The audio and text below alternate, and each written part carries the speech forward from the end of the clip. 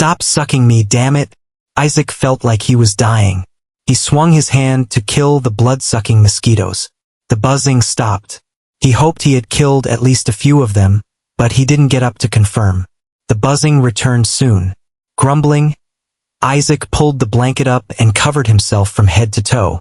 He wanted to sleep desperately. Tomorrow was the awakening ceremony. Students would get access to the awakening crystal and awaken their talents. Their futures would be decided by the talents they received. 90% would not awaken anything.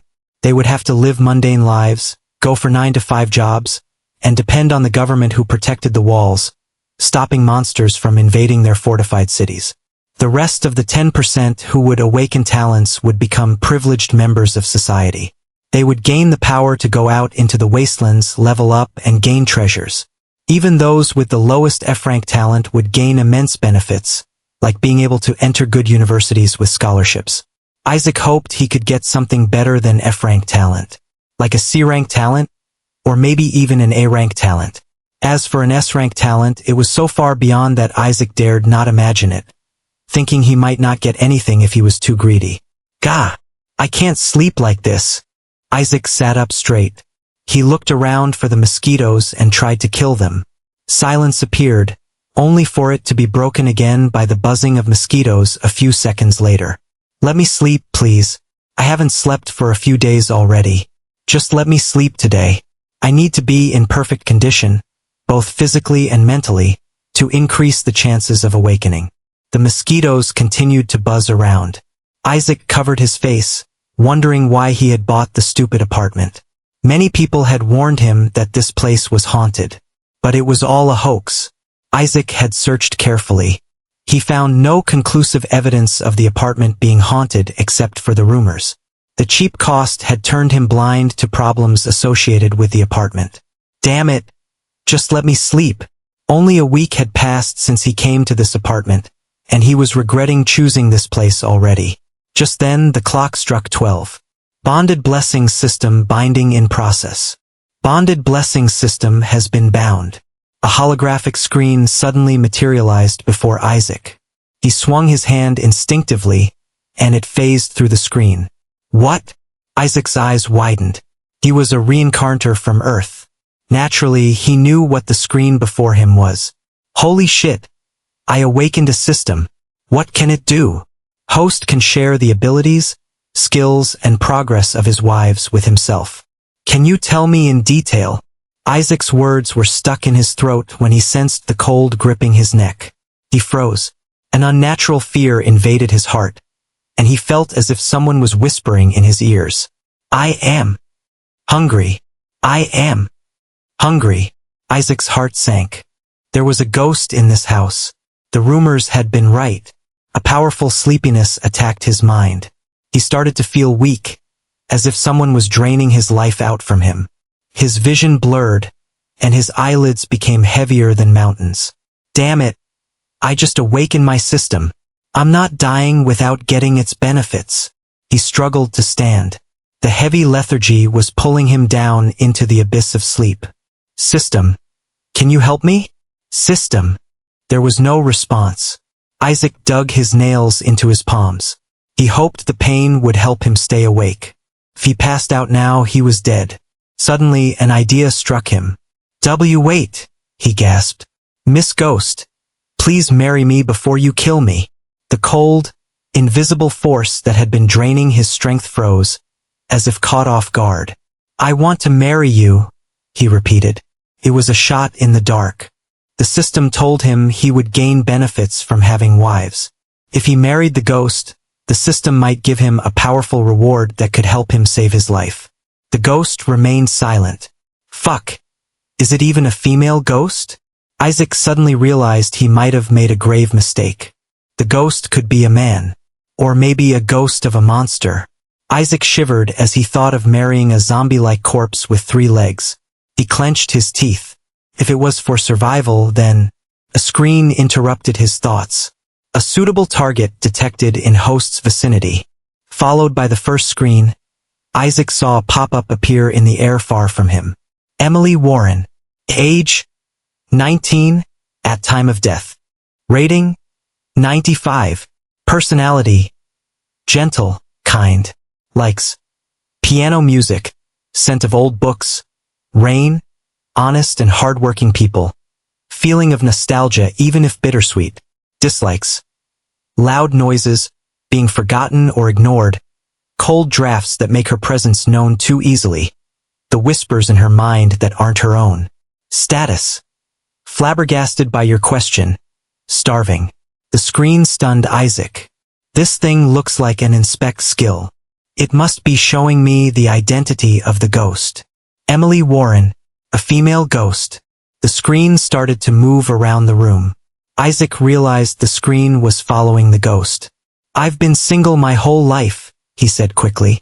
At least let me experience what it feels like to have a wife. Then you can suck all my energy. Completely. You can see me? A soft, feminine voice echoed from the darkness. Isaac should have been happy that he got a response. However, the voice brought a biting cold with it. An unnatural, overpowering sense of fear started to seep into his mind. Isaac's lips trembled.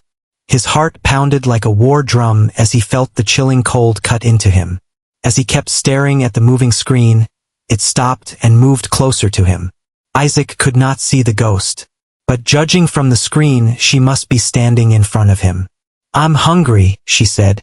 What about the marriage? He replied. Why do you want to marry me? It was a love at first sight. Love at first sight? The ghost seemed to think Isaac could see her. He decided to take full advantage of the misunderstanding. Yes, I fell in love as soon as I saw you. In fact, I came to this place just to get more chances to meet you. He continued with a sincere expression. Miss Ghost, I know how to cook, clean, wash clothes. I can keep the house spotless, make you delicious meals, and even give you massages after a long night of haunting people. I'd be the best husband you could ask for. You're seriously selling yourself to me? The voice asked. Absolutely. You won't find a more devoted husband than me. Just give it a shot, and if you don't like it, well, you can still eat me later. The ghost said nothing for a long time. Isaac grew nervous, but he kept his act up. Haha, I guess I'm bound to be rejected. He did his best to fake a sad expression. The ghost remained silent, but since she hadn't eaten him yet, his sales pitch had to be working. Or so Isaac hoped. He doubled his efforts and made the most melancholic expression that ever appeared on his face. I'm an orphan. Ever since I was a child, I always longed for love, but I had no one. I thought maybe that would change with you. I guess I was being delusional, he said with a pitiful expression. Silence again. Why isn't she saying yes? Don't tell me she will refuse. Isaac started to sweat. He should have taken some acting classes. Damn it. Just when he thought it was the end, the status screen moved towards him. Do you really like me? I do, he replied, hoping she wasn't a monster ghost with spider-like body. Okay, fine. The ghost spoke as if she had made a tough decision. But don't think for a moment I won't drain your life. A cool sensation brushed against his lips, silencing his response. Isaac's eyes widened. He couldn't see her, but he felt her. Her soft lips, cold as death, melded against his. The sensation was strangely pleasant. Despite the chill, a tingling sensation ran down his spine. His heart pounded, and an inexplicable warmth spread through his chest. Bonded Blessings system activated. Marriage contract formed with Emily Warren, the ghost bride. Host has received a newbie gift package for his first kiss with his wife. The system notifications flashed before his eyes, but before he could even focus on them, a sudden wave of weakness crashed over him. His limbs felt heavy, his vision dimmed, and his heartbeat slowed. Her soft, supple lips were still pressed against his, and she was sucking the life out of him. Isaac tried to pull back, but his body wouldn't move. His energy was draining too fast. Newbie package. Isaac called within his mind, knowing he couldn't escape the ghost unless he had a trick up his sleeve. Opening newbie gift package. SSS rank appearance upgrade received. Isaac felt a light source appear within his mind. He could use it with a thought, and his appearance would receive a tremendous upgrade. The reward was good. But, what the hell? Give me something to escape this situation. Isaac felt wronged. This system was a scam. It wasn't helping him at all. His consciousness blurred. Wait. He barely managed to eke out a few words. I need to breathe. She pulled back slightly. He could feel her ragged breaths against his skin. They made his heart beat faster. She kept her hands wrapped around his neck, as if to make sure he couldn't escape. Why stop? Followed by her voice, the darkness before him shifted, and a figure emerged. Isaac's breath caught in his throat. She was picturesque. Platinum white hair cascaded down her shoulders like strands of silk. Her skin was pale, almost translucent, glowing faintly in the dim light. Her eyes were a mesmerizing azure, like the oceans. She was dressed in an elegant, flowing gown that seemed to be woven from moonlight itself. A faint blush covered the tip of her ears as she stared into his eyes. Isaac's mind blanked for a moment. He had never seen anyone so beautiful. Are we doing something wrong? You said this was what you wanted, she questioned, misunderstanding his gaze. I did. Isaac was stunned. He wondered when he asked for a minute-long kiss. You said you wanted us to be husband and wife. Isn't what we are doing something only couples do? She asked hesitantly. Her innocent expression almost made him say yes, and take advantage of her. However, his survival instincts kicked in. There are steps to everything. We should get to know each other first, then move to things like kiss. We are married already. We can do kisses and more. Isaac clamped his mouth shut. He really wanted to cry. Since when did ghosts become so logical? She mistook his silence as a sign of approval, and her arms pulled him in for another kiss. Seeing her now, touching her, made everything feel more vivid. Her lips were sweet like marshmallows. Isaac found himself losing in them. He pinched himself hard and used the pain to remain clear-headed. His eyes darted around for a way to escape. He suddenly noticed something. An arrow symbol existed on System's status window of Emily.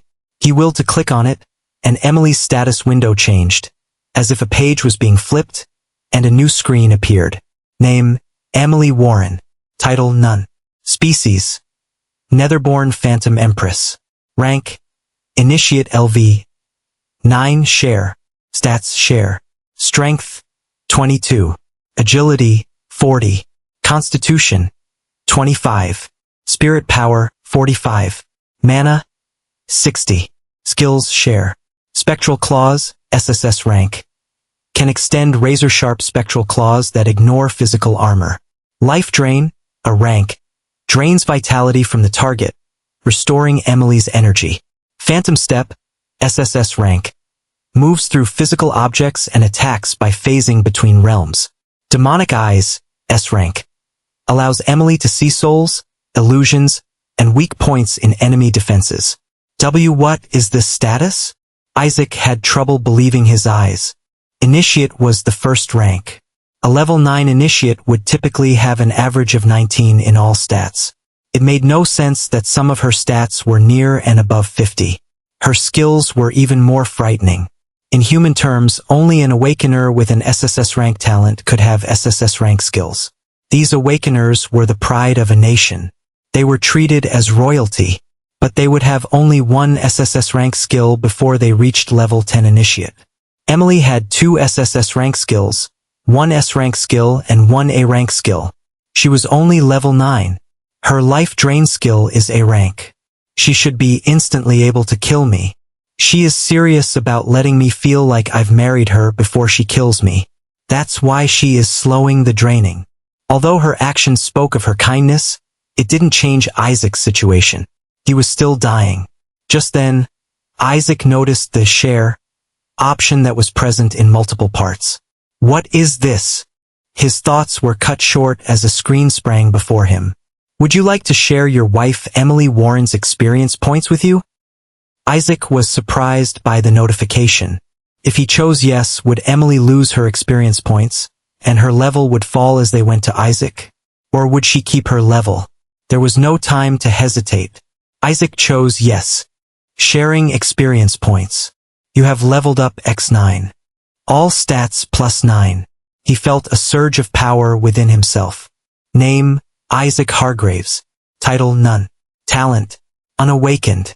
Rank, None Initiate LV. 9. Stats. Strength, 817. Agility, 918. Constitution, 716. Spirit power, 1019. Mana, 0009. Isaac was stunned when he saw the screen. It almost made him forget he was dying. How did I get a status screen? I thought only those who have awakened their talents could get it. The increase in stats made him incredibly powerful. The life drain slowed, but only by a small amount. Constitution is directly related to life force, and so is the rank. If I can increase them, I should be able to resist her drain skill. His eyes moved towards the share option. I shared the rank already, but I haven't shared stats. Share. Share everything with me. Isaac had no idea how many Constitution stats he needed to resist the A-rank life drain skill. He could only hope the stats he would gain were enough. A powerful surge of warmth bubbled within Isaac, much stronger than before. His muscles grew denser and leaner. His physique improved, and he could feel he had grown stronger and faster. Name, Isaac Hargraves. Title, None. Talent, Unawakened. Rank, Initiate LV. 9. Stats. Strength, 1739. Agility, 1858. Constitution, 1641. Spirit power, 1964. Mana, 0969. His eyes widened. The stats he gained from her were combined with his earlier stats. It made him stronger than Emily. Emily was surprised. If she had been sucking water, life force, from a bottle before, now it felt like she was trying to drain a pool. The life force within Isaac had grown suddenly abundant. Isaac's happy expression was snuffed out quickly. He realized something. Damn it, the life drain slowed, but it's still pretty strong. Constitution had been one of Emily's weakest stats. Although he gained a lot, it was far from enough to save himself. Isaac, having expected this, moved quickly. Share skills. Name, Isaac Hargraves. Title, None. Talent, Unawakened. Rank, Initiate LV. 9. Stats. Strength, 39. Agility, 58. Constitution, 41. Spirit power, 64. Mana, 69. Skills. Spectral claws, SSS rank. Can extend razor-sharp spectral claws that ignore physical armor. Life drain, a rank, drains vitality from the target, restoring your energy. Phantom step, SSS rank. Moves through physical objects and attacks by phasing between realms. Demonic eyes, S rank. Allows you to see souls, illusions, and weak points in enemy defenses. Isaac was sure he could fight against any Initiate rank Awakener with his stats and win. With the skills, he might be able to fight even Adept rank Awakeners. Those Awakeners, while not at the top, were still respected. Isaac's academy ranked 3rd in his sector, thanks to the principal, who was a level 11 Adept rank Awakener. A single Adept rank Awakener was enough to push their academy into the top 3. That was the power of Adept rank Awakeners. He could now fight them. Isaac quickly suppressed his excitement and got to work. He used the life drain skill to suck Emily's life energy. Her eyes widened, and she swiftly pulled back. How did you do that? Did I do anything wrong? He asked innocently. You took my energy, and now I feel more hungry. Emily stopped speaking. She tilted her head and put her hand on her stomach. I don't feel hungry? The life drain skill allowed her to drain life energy from others.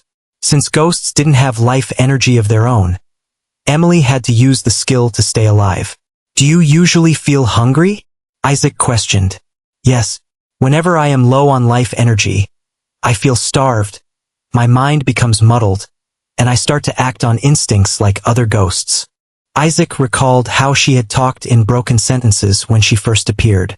Then, she spoke normally after draining his life energy. So there was a reason behind it. That. Emily blushed. I'm sorry. For what? For kissing you like that. Her face was flushed. In hunger, she accepted his deal easily. But she now realized what she had done. I was never going to kill you. I would have stopped draining your energy when it reached dangerous levels and disappeared. It shouldn't have been a problem since anyone can recover life energy over time. But when I heard you would let me eat as much energy as I wanted if I let you live, I thought, why not? She floated before him and apologized.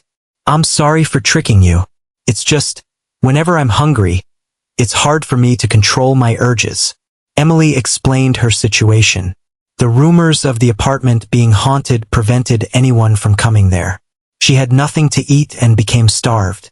After Isaac came, she had been eating his life energy every day in small quantities. It was not enough, but she never went overboard. Today, her hunger and instincts finally overcame her sense of reason, and she attacked him. It's okay. You don't need to apologize so much. I'm surprised as is that an initiate rank monster like you has sentience. As far as I know, monsters aren't supposed to be intelligent, Isaac said. He attributed Emily's loss of reason to her identity as a monster. My life energy must have filled her stomach for now. That's why she isn't feeling hungry, he thought. Monster? Are they different from you? Emily asked curiously. You don't know about monsters? It was Isaac's turn to be surprised. No, I can't leave this room. Ghosts can't leave their domain. Emily blinked, surprised. She floated around the room and came back to Isaac. What did you do? Pardon. My link with the room's domain was severed and connected to you. Did the system do that when it confirmed their marriage? Isaac could only think of it as the reason. His thoughts were interrupted when he heard a knock on the door. I'll check it, he said before Emily disappeared, and went towards the apartment's entrance. A tall woman dressed in a silk nightgown stood on the other side. Her long, dark brown hair was slightly messy. Her mature appearance, sharp cheekbones, full lips, and piercing golden eyes gave her a commanding presence. The nightgown clung to her curves, accentuating her well-endowed figure and a waist so slim it could make any man drool. In her hand, she held a cigar, the tip glowing faintly as she took a slow drag. The scent of tobacco mixed with the faint floral fragrance of her perfume. Catherine Lorraine, his teacher, and the owner of the building. Her room was on the floor above. She was the one who had helped him get this apartment for a ridiculously low price. Isaac glanced at the cigar, then back at her. Professor Lorraine, he greeted, keeping his voice relaxed. It's pretty late. Shouldn't you be asleep? Catherine smirked, exhaling a thin trail of smoke. I could ask you the same. She stepped inside without waiting for permission. The way she carried herself made it clear she was used to doing it. Isaac closed the door behind her, watching as she glanced around the room. She took another drag from her cigar, tapping the ash into a small metal case she carried. I was making preparations for tomorrow, she said casually. Preparations? Isaac asked, following her with his eyes. For the awakening ceremony. Big day after all. Isaac stiffened slightly. Right. Tomorrow was the day when he and the other students would awaken their talents.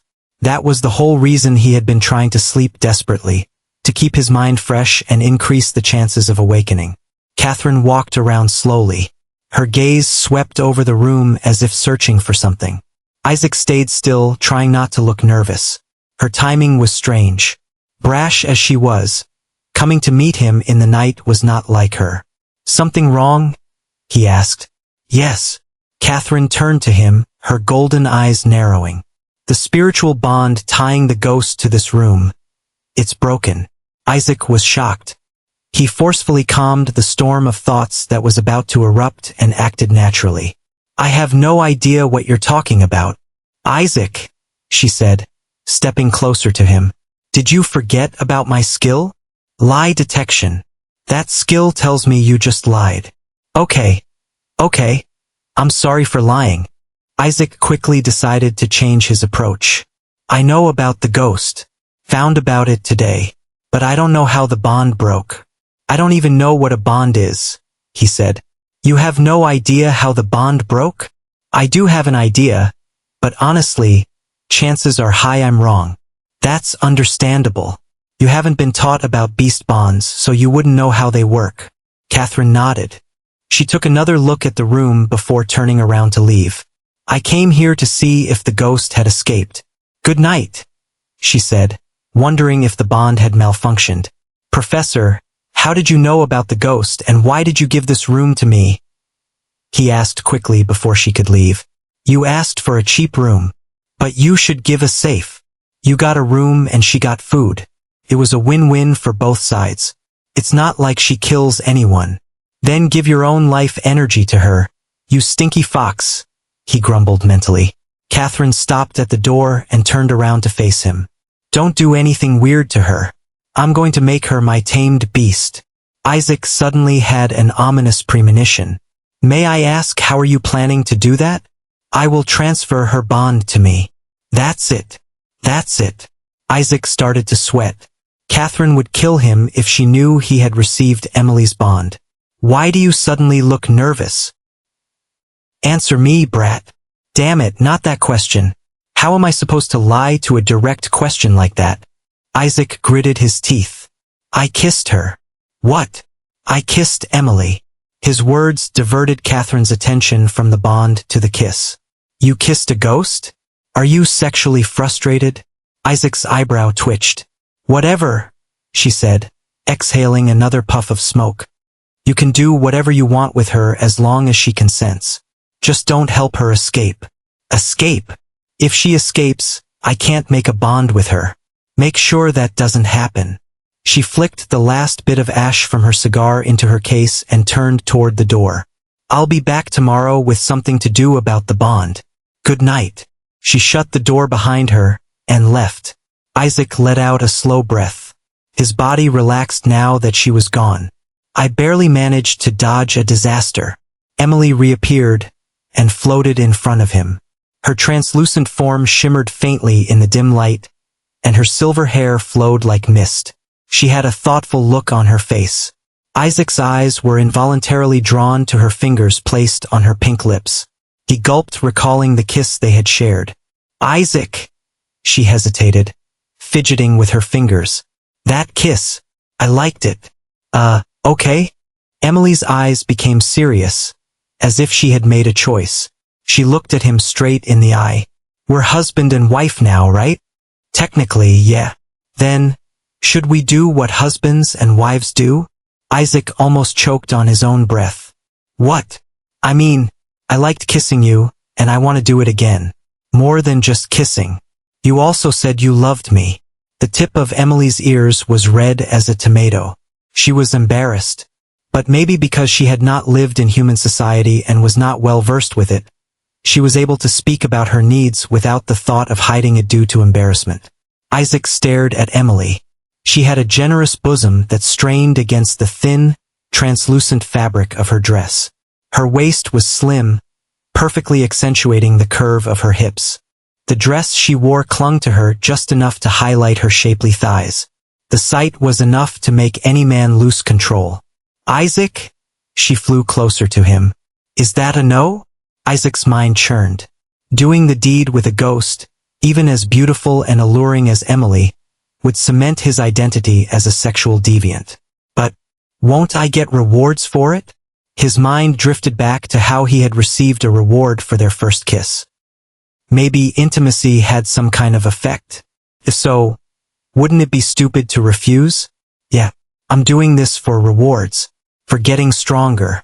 It's not because I want to do it. Isaac shivered as Emily's cold body pressed against his. Their movements were slow at first, hesitant, but as the night stretched on, instinct took over. Emily clung to him and asked for more kisses with a dreamy expression. Her sweet voice, soft touch, and the pure innocent neediness in her voice pierced through all hesitation Isaac had. The room filled with quiet gasps and lingering touches until, finally, exhaustion claimed them both. Host has received Soulbind Pendant X1. Random Gift Box X1. The morning light streamed through the window, casting soft golden hues across the room. Isaac blinked awake. The space beside him was empty. Was that a dream? He clasped his face. Was he so desperate that he was fantasizing about sleeping with a ghost? A sudden noise from the kitchen broke his thoughts. Isaac turned his head sharply, only to see utensils floating in midair. Plates and cups moved on their own. A pan sizzled on the stove. He rubbed his eyes, but the sight didn't change. As he tried to see what was happening, he felt an unfamiliar energy stirring in his eyes. Demonic eyes activated. He heard a voice in his head, and he looked at the kitchen again. Emily was there. She floated around with a determined expression, and prepared the meal in an apron. It made her look strangely cute. She turned to him and smiled. "Good morning." "Morning. Come, let's have breakfast." Isaac sat down at the small table. He was still coming terms to reality as he eyed the steaming plate of food Emily placed before him. She sat next to him and watched him with an eager expression. "Try it. What about your share? There is only one plate here. I don't need to eat. Food doesn't give me energy." She smiled lightly. "I'd prefer that you eat. I can take the energy from you later. You should still eat. Quite a lot of people eat for taste." "Your lips taste better," she murmured. Isaac smiled as he took a bite out of the food. "It's delicious." "Thank you." Emily smiled sheepishly. He called his system as he ate. His constitution had increased by 1 after the last night's exercise. So had Emily's. He shared her stat with himself, and his constitution increased by a total of 2 after the night. He checked the notification history. Host has received Soulbind Pendant X1.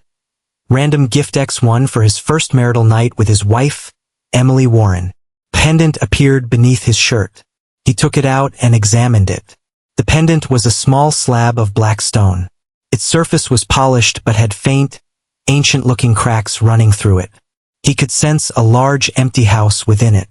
The building was fully furnished with multiple bedrooms, kitchen on both floors, and a small garden outside. "Isaac, what is that?" "Something's wrong." He noticed the strange way Emily looked at the pendant. "Nothing. It just feel like I can enter it." Isaac raised his brow. The pendant was the size of his thumb, and Emily was at least 168 centimeters, 5 feet 6 inches. She could enter the pendant with her size? Incidents like these made him realize he was in another world. His train of thought came to a screeching halt when he heard the doorbell. He instantly realized who was at the door. Professor Lorraine. "Get inside the pendant," he told Emily and swiftly moved. She nodded before turning into a ray of light and entering the pendant. He could sense her appear within the house. Then, Isaac opened the door, greeting Professor Lorraine. Unlike last night, she was dressed properly in a button-up shirt and well-tailored pants. But that didn't do much to hide her figure. The shirt clung tightly to her chest. The fabric seemed one wrong move away from giving up, and the way her pants hugged her waist and hips only emphasized her curves. "Morning, Professor." "Morning." She stepped inside without waiting for an invitation. Her nose wrinkled slightly as she sniffed the air. "I noticed a board outside Blackmire Pond few weeks back," she said, referring to a small, murky body of water near the city walls. It had a notice saying, "Please don't molest the crocodiles. They are afraid." Isaac blinked, confused. "I was wondering what kind of person would try to touch a crocodile. They are aggressive monsters after all." Her eyes locked onto his. "Now I know." His brow twitched. She ignored his reaction and continued looking around the room. "Where is Emily?" "She wasn't next to me when I woke up," he replied, then deliberately spoke in a slow, nervous tone. "Maybe she escaped?" "She can't escape. There is a barrier around the room that stops all spectral entities from moving through it." Isaac's stomach tightened. He realized Professor Lorraine was serious about making Emily her beast pet. He had looked up about bonded beasts during the breakfast. They were slaves.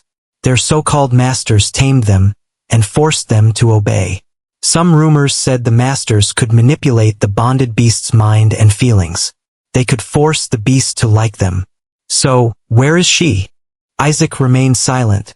but he felt incredibly nervous. Professor Lorraine came to defeat a ghost, who was as strong as a Adept rank Awakener, in her usual teaching attire, as if it was just another Tuesday for her. She was confident in her strength.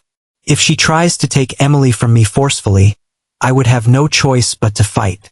I'm not giving Emily to someone who can manipulate her mind. He could escape even if he couldn't win. He had Phantom Step, SSS rank. An SSS rank movement skill was nothing to be underestimated. Lorraine smirked as if she could see the thoughts running through his mind. It's fine if you don't know where she went, she said casually. You should focus on talent awakening. It's an important event in your life. Isaac frowned. You know what? She continued. Get ready. I'll drive you to the academy. Think of it as a special service from me. What is she? A cold sweat ran down his back when he saw her faint smile. There is no way she planned that far ahead. I must be overthinking it. As much as he wished against it, he understood he was correct. Talent awakening could change a person's fate. A fool could become a genius. A beggar could turn into a king. Talent determined everything: status, power, future. She wants to see what talent I'll awaken. If it was high-ranked, she'd try to use Emily as a bargaining chip. After all, she couldn't see Emily's stats. To her, having someone with an S-rank talent or higher in her debt was likely more valuable than a single ghost. And if I awaken a weak talent? A chill crawled down his spine. She could imprison Emily, her to-be beast bond, in a room as if it was the most natural thing in the world. There was no need to wonder what she would do to him. He would be lucky if he was not tortured. Isaac stepped into the shower while Lorraine remained in the hall. Warm water cascaded over his skin. Isaac, what is happening? Emily's voice echoed in his head. Nothing serious, Isaac said while holding the pendant. He was thankful for this inbuilt function of the pendant. It helped him communicate easily. Rest for now. I'll call you out when there's time, he told her. Okay, she replied cheerfully. After finishing up, he got dressed and followed Lorraine to her car. The ride to the academy was silent. Radiant Crest Academy was one of the oldest academies in the city. It used to be ranked in the top 10 within the city, but over time its performance had declined. Now, it barely held a spot in the top 3 of Sector 14, which was barely average, considering there were 40 sectors in the city. The car rolled to a stop in front of the academy gates. They were massive. Their age was evident by the weathered stone walls and towering gates. Thousands of students flooded the entrance. Excited chatter filled the air. Some looked eager, others nervous. Good luck. I hope you get a high-ranked talent. Thanks. Professor Lorraine drove the car towards the staff gate after dropping him off. Isaac took a deep breath and followed the crowd toward the ground where the awakening would take place. The path led to a large open field where thousands of students were gathered. A massive test tube-like structure was placed at the very forefront. It had a faintly glowing white crystal floating above it. Isaac heard the murmurs of the students. I hope I awaken a D-rank talent. I'm happy with any talent. Just make it a combat type, please. Ha ha ha, today, I will awaken S-rank talent. Isaac! He turned around when he heard the familiar voice. Peter and Alice were approaching him. Peter was a round-bellied guy with an easygoing smile. His eyes were filled with mischief as always.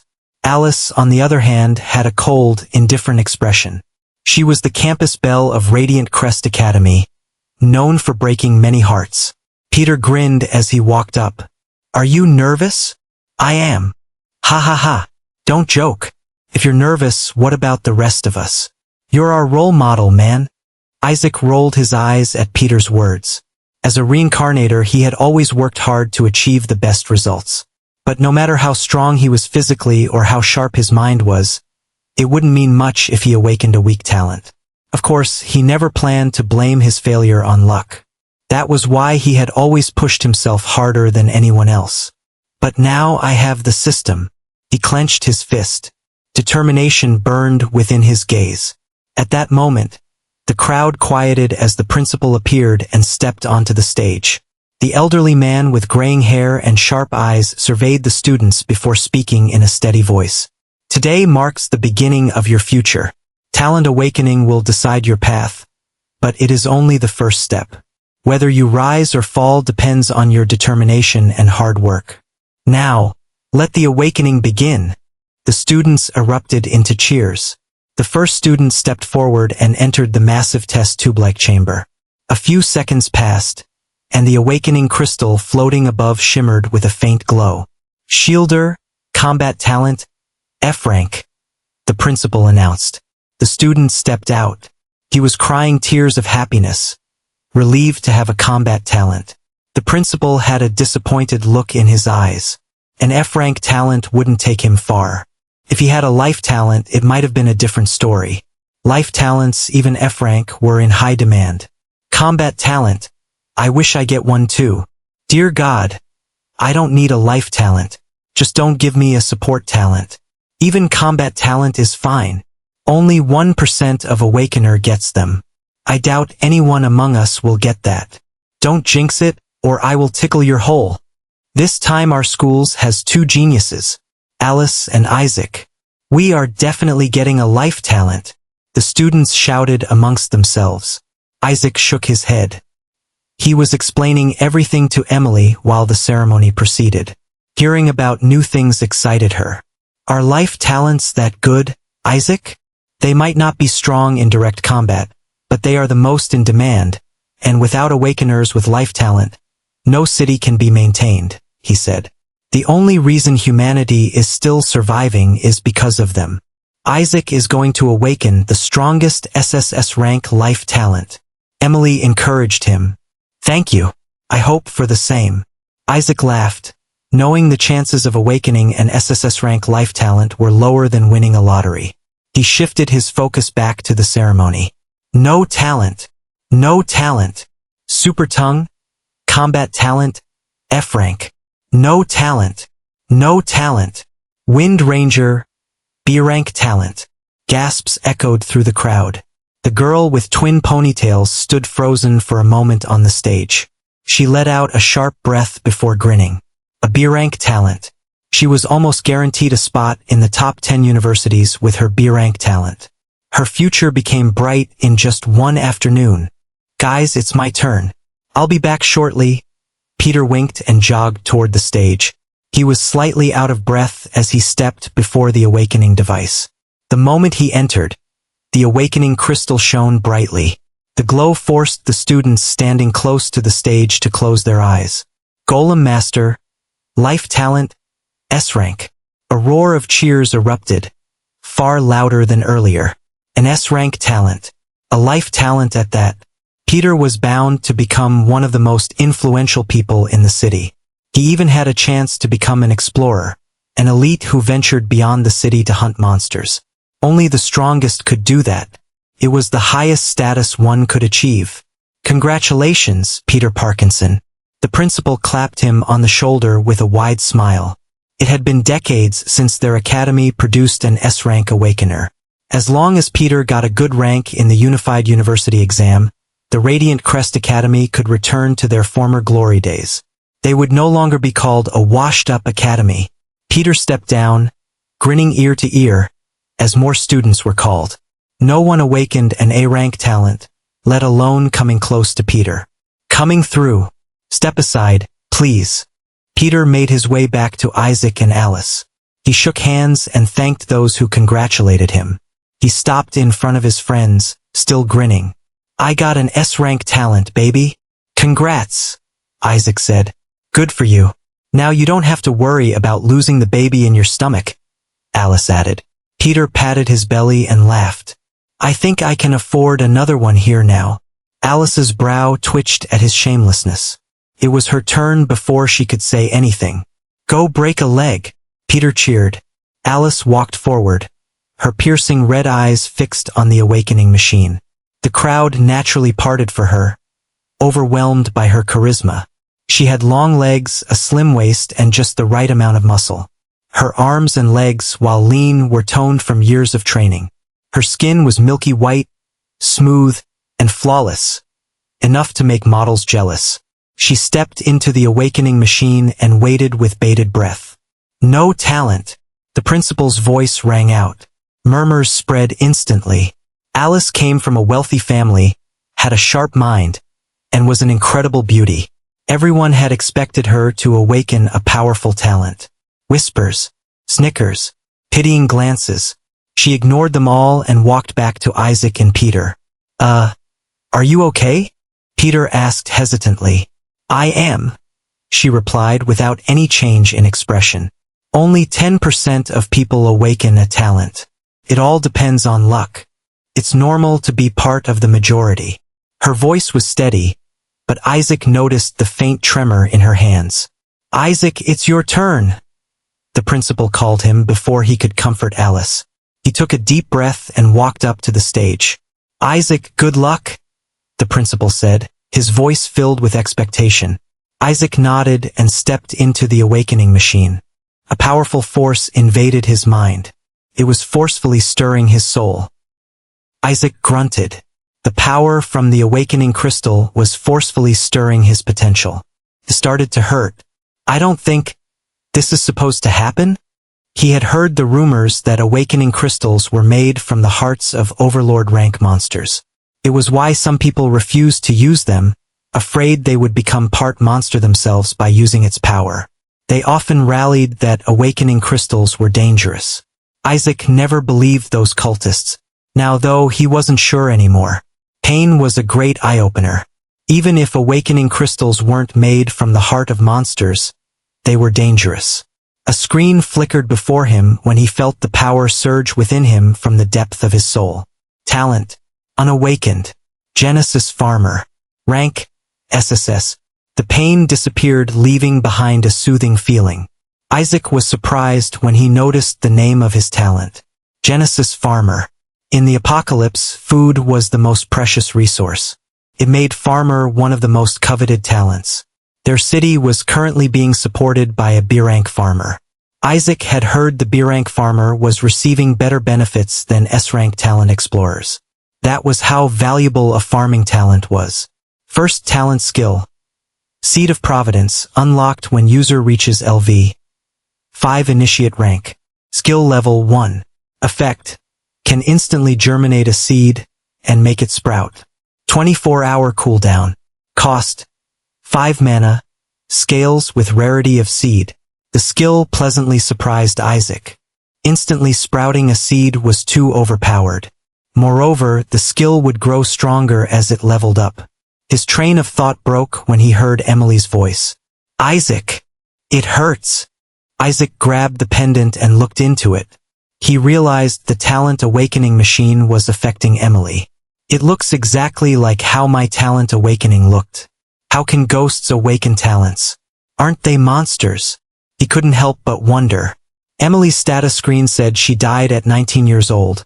So maybe she was a human and can awaken a talent because of it? He thought to himself. Since he could control which thoughts to transfer to Emily, he spoke his next thoughts to her. Emily, just hold on for a bit. It looks like you are awakening a talent. Oh, okay. The awakening crystal's energy rushed into Emily like an avalanche. It stirred her potential and awakened it forcefully. Emily was left drenched in sweat, and she was breathing heavily. Isaac checked her status. He focused only on the parts that had changed. Name, Emily Warren. Title, none. Species, Netherborn Phantom Empress. Talent, unawakened. Spirit Conductor. Rank, Initiate LV. 9 share. He focused on her talent, and another screen popped up. Talent, Spirit Conductor. Rank, SSS. Share. First talent skill. Phantom Parade. Unlocked at user LV. 5 initiate rank. Share. Skill level 1. Effect. Allows the user to summon up to 3 ghost types that can follow simple commands. Each ghost has a unique trait. Wisp emits a soft glow, illuminating dark areas. Can harmlessly phase through walls. Ember can release small ghostly flames, dealing minor spirit damage. Zephyr moves swiftly and can create small gusts of wind to push objects or disrupt enemies. Summons last for 5 minutes. Cooldown, 6 hours. Mana cost, 5 per ghost. Scales with summon number and strength. Isaac saw he could share the rank of Emily's SSS rank talent. He wondered what that would do. He was not too bummed out for not being able to share her talent, since he could share the skills she gained from the talent. It would bring the same result. Isaac grinned. Emily, congrats. You got an SSS rank talent. Thank you? She answered, still disoriented from the events. What about Isaac? I got something good too. Isaac wanted to talk more, but the door of the machine was opening. He quickly used his SSS rank appearance upgrade card. He had just awakened his talent and could chalk up his improved appearance to it. Or so he hoped. After all, it would be weird if he suddenly share. Isaac felt a sudden surge of power rush through his body, stronger than anything he had felt during his awakening.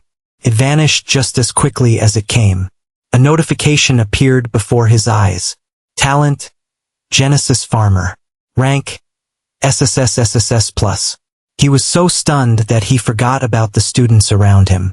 Since no shockwave or anything similar happened, no one realized great changes had occurred within Isaac. SSS plus rank? There was a rank like that? He wondered what changed along with the rank. When he saw what it was, it made his jaw drop. First talent skill. Seed of Providence, unlocked when user reaches LV. 5 initiate rank LV. 1 initiate rank. Skill level 1. Active effect. Can instantly germinate a seed and make it sprout. 24-hour cooldown, 12-hour cooldown. Passive effect. Seeds planted by the user grow twice as fast and yield higher quality crops. User instinctively senses fertile land, hidden water sources, and nutrient-rich soil. Cost. 5 mana. Scales with rarity of seed. Isaac remained frozen from shock. The cooldown for the active effect was cut in half, but that wasn't all. The skill now had passive abilities, powerful ones. The biggest change wasn't just the upgrades. The skill's unlock requirement had dropped from LV 5 initiate rank to LV 1 initiate rank. Everyone else awakened their first talent skill at LV 5 initiate rank, their second at LV 10 initiate rank, and so on. But Isaac, he had awakened his first talent skill at LV 1 initiate rank, since he was already LV 9 initiate rank. That meant a second skill. Isaac would have one more skill than what others got from their talent. He checked the second skill he received. Second talent skill. Reaper's Bounty, unlocked when user reaches LV 5 initiate rank. Skill level 1. Active effect. The user can extract hidden properties from plants, turning them into potent potions, tonics, or alchemical ingredients. Passive effect. When harvesting crops, the user absorbs a portion of the vitality and natural energy within them. Cost. 10 mana. Scales with size of harvest. While the active effect was useful, Isaac focused on the passive effect. Natural energy. Did it mean mana? Mana was one of the most important stats. All skills required mana to function. But since Awakeners also needed to fight physically, they couldn't invest everything into the mana stat. This was a major limitation that forced them to use their strongest skills only as trump cards. But what about Isaac? He increased his mana just by harvesting crops.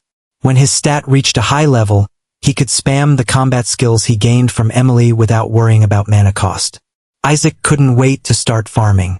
Fighting monsters? Bah, why would he waste his energy when he could sit back and relax on the farm while growing stronger?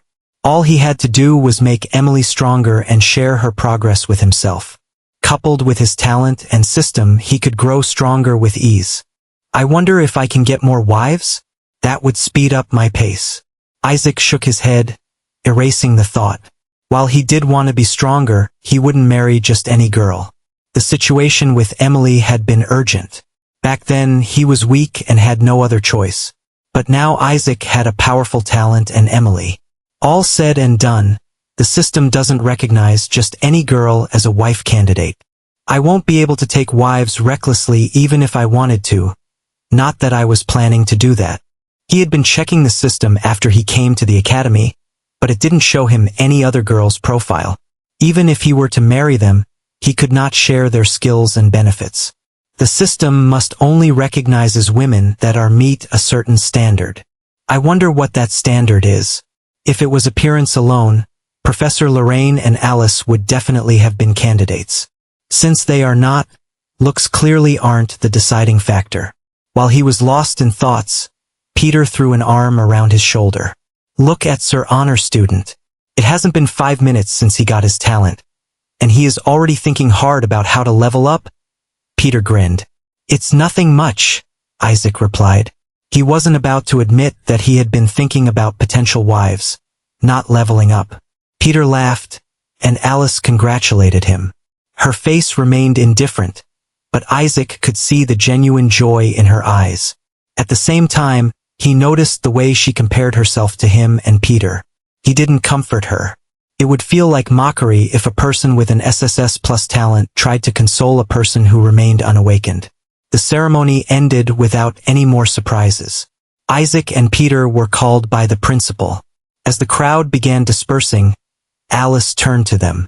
Come to the cafeteria after meeting the principal. I'm throwing a party for all the students on behalf of you two. Isaac hesitated. He didn't like taking advantage of his rich friend like this. However, he knew Alice wouldn't listen to him today. He thanked her before heading toward the principal's office with Peter. The room was long and quiet. The principal sat at the end of a long oval table. Professor Lorraine sat beside him, her sharp eyes watching them as they entered. A girl with twin ponytails was already seated next to the professor. Isaac remembered her having a B-rank talent. Please have a seat, the principal said. Isaac and Peter sat in front of Professor Lorraine and the girl, Luna. Isaac's seat was directly next to the principal. The three of them were the only students with the talent higher than C rank. Firstly, I would like to congratulate you three. You have awakened powerful talents that will become the foundation of your bright future. His words were calm but carried weight. With the greeting out of the way, I won't waste your time and directly say the reason I called you here. The United University exams will start within a week. With your talents, you have a good chance to enter the top 10 universities. However, it would be best if you could reach LV5 initiate rank before the test. The principal's gaze swept over the three of them. You won't gain a skill until you reach LV5 initiate rank. While your talents make you valuable resources that most universities would want to nurture, they won't accept someone who didn't even put in the effort to unlock their first talent skill before taking the most important exam of their student life. He paused, letting the words sink in before continuing. Laziness and arrogance have been the fall of many geniuses. Most academies wouldn't want you until you show you have the ambition to make proper use of your talents. Isaac, Peter, and the third student, Luna, nodded. The principal then explained the two basic methods to level up. First option was to kill monsters. It required leaving the city, and people who had yet to unlock their first talent skills were not allowed to do as such. That ruled out hunting monsters as a possibility for them. The second option, and their only option in the current situation, was to have someone bring a small monster into the city and kill it to reach level 5. This method needed a permit from the city government, which took time depending on how much you were willing to pay. After reaching level 5, they would awaken their first skill. Using skills increase skill level and awakener level. This method was faster than killing monsters and also much safer, especially for non-combatants like Isaac. Though it was not easier. Most of the time, life talents required enormous amounts of money to create the right environment or gather the necessary tools to practice their skills. Peter's talent, Golem Master, was one such example. Golems were incredibly difficult to create. They required time, money, and a great deal of effort. While golems were highly versatile and could serve countless purposes, crafting even a single one could take weeks or even months. Because of that, most golem masters, whether they had a low-ranked talent or a high-ranked one, preferred to create only a few specialized golems rather than mass-produce an army. A few well-crafted golems were cheaper, easier to maintain, and far stronger when built with proper materials. Isaac didn't need to worry about such things. His talent was very easy to level up. He didn't need to buy expensive materials or rare resources. All he needed was seeds and land.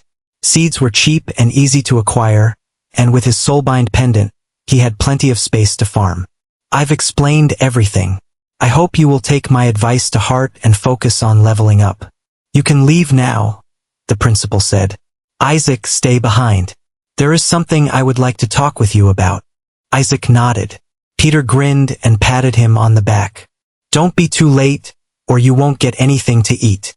After Luna and Peter left, Isaac was left alone in the meeting room along with the principal and Professor Lorraine.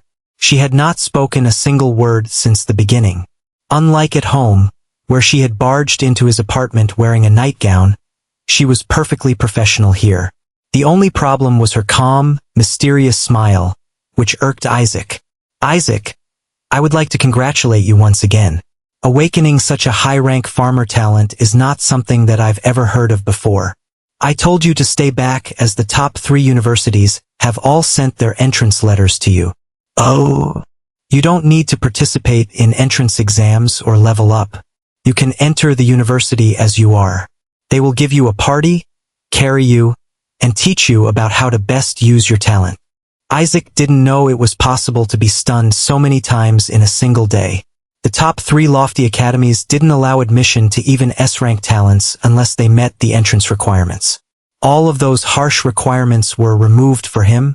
You don't need to be surprised. An SSS rank life talent is something everyone will kill for. Putting aside the rank and type of your talent, you are a farmer, Isaac. You need to understand that food is the most important commodity. And having you means having someone who can possibly produce an endless amount of food. The principal waved his hand. 3 letters shot out from his sleeves and flew towards Isaac. He noticed the name of the university printed on their cover. Eternum University. Horizon Institute, Sanctum of Masters.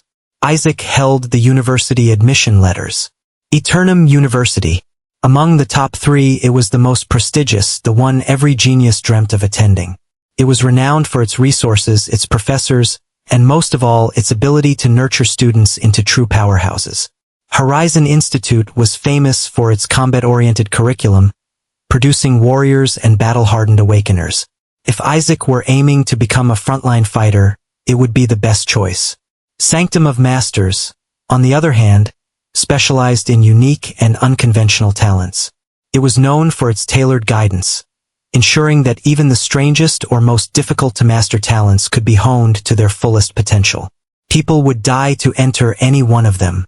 While there are more universities who sent their entrance letters, I would recommend you to choose from these 3. These universities have class advancement quests for S-rank classes and higher.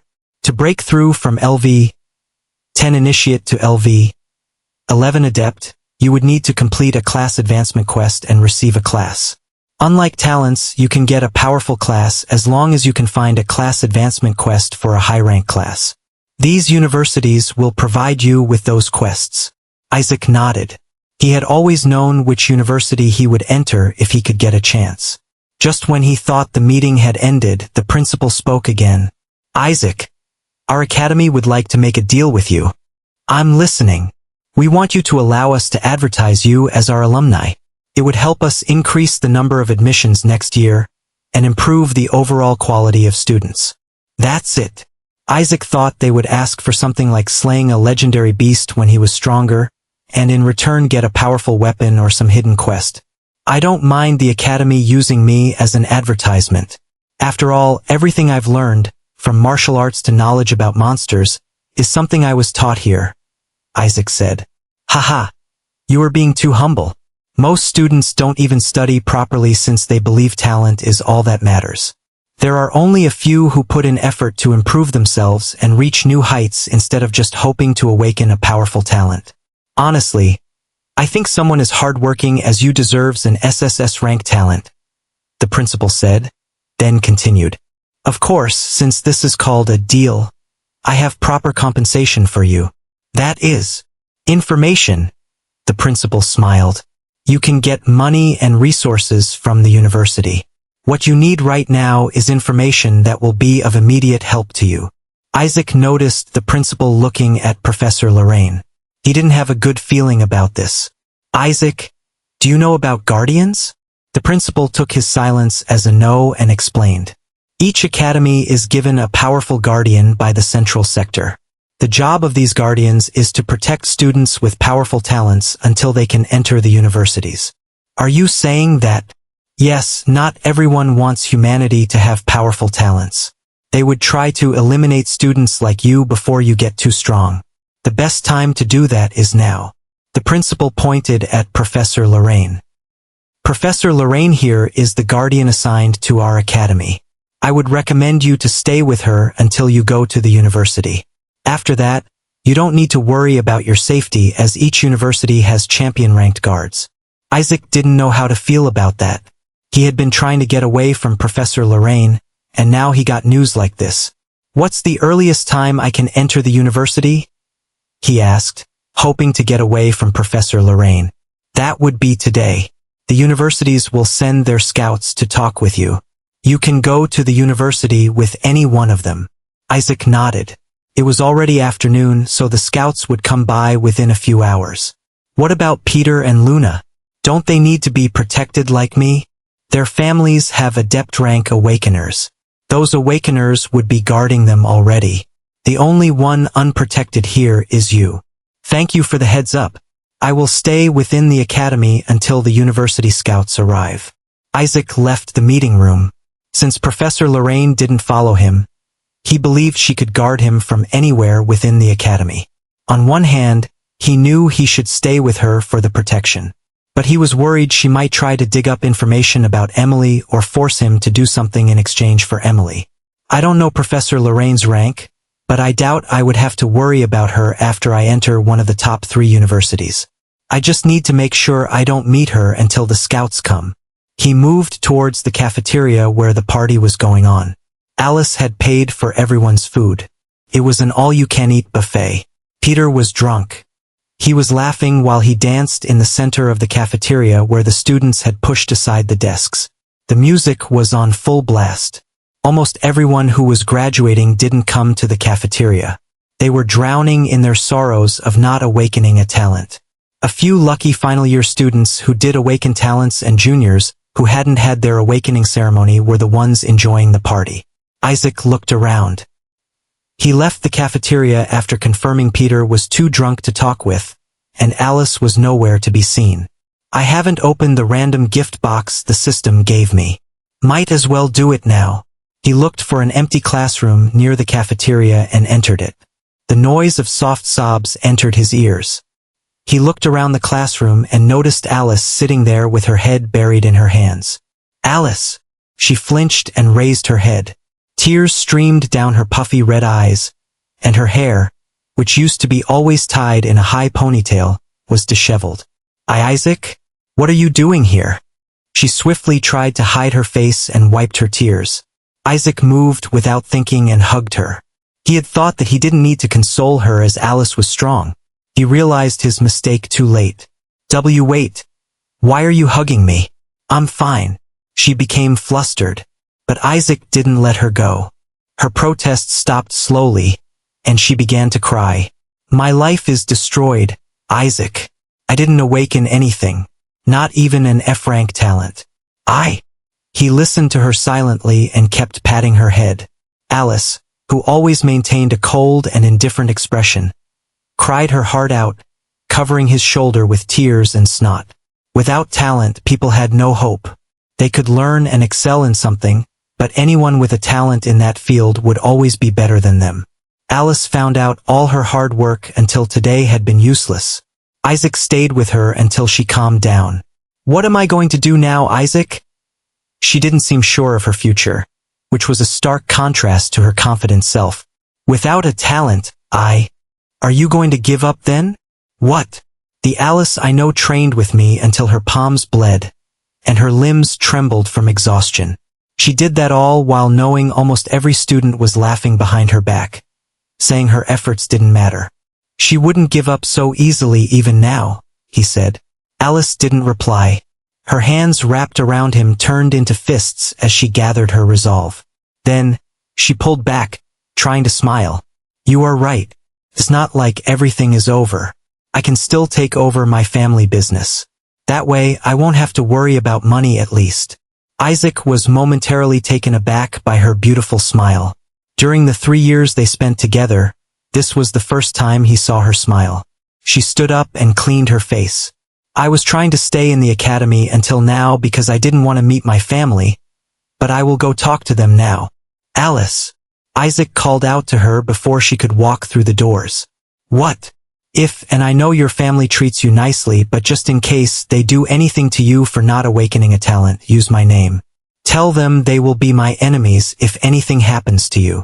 You know my family is one of the top families in the city, right? Are you saying you will fight them for me? I will. Alice had only asked the question to lighten the mood. Her family was too strong. They had champion rank awakeners. Isaac couldn't and shouldn't fight them. However, the resolve behind Isaac's words stunned her and warmed her heart. Isaac, you shouldn't say those things even as a joke. I'm serious. I would do that for Peter too. The only reason Isaac could continue to study in the academy was due to Alice paying his tuition fees. She did that despite his constant refusal for help, saying if someone as talented as him didn't study, then there was no point in having academies. Peter was the same. The guy had fought with a lot of people when they made fun of Isaac for training as if it mattered and tried to bully him. Thank you, Alice said and left. The fear and anxiousness in her eyes had decreased a lot. Isaac rested against the chair. Who would have thought the cold Queen Alice could cry and smile like that, right? It was a surprise to see the heir of the Kaloe family bawling her eyes out. Isaac swiftly reacted to the foreign voice. But before he could stand, an arrow shot through his leg and pinned him to the chair. A brutal scream left his mouth. It was less of a result of pain and more of a calculated move. Loud noise, especially a student's scream, was the best way to call for reinforcements. Isaac had been injured a lot during his training at the academy. He was used to pain, and he would never scream from an injury of this level unless it was on purpose like right now. His mind instantly started churning at high speed. Assassins?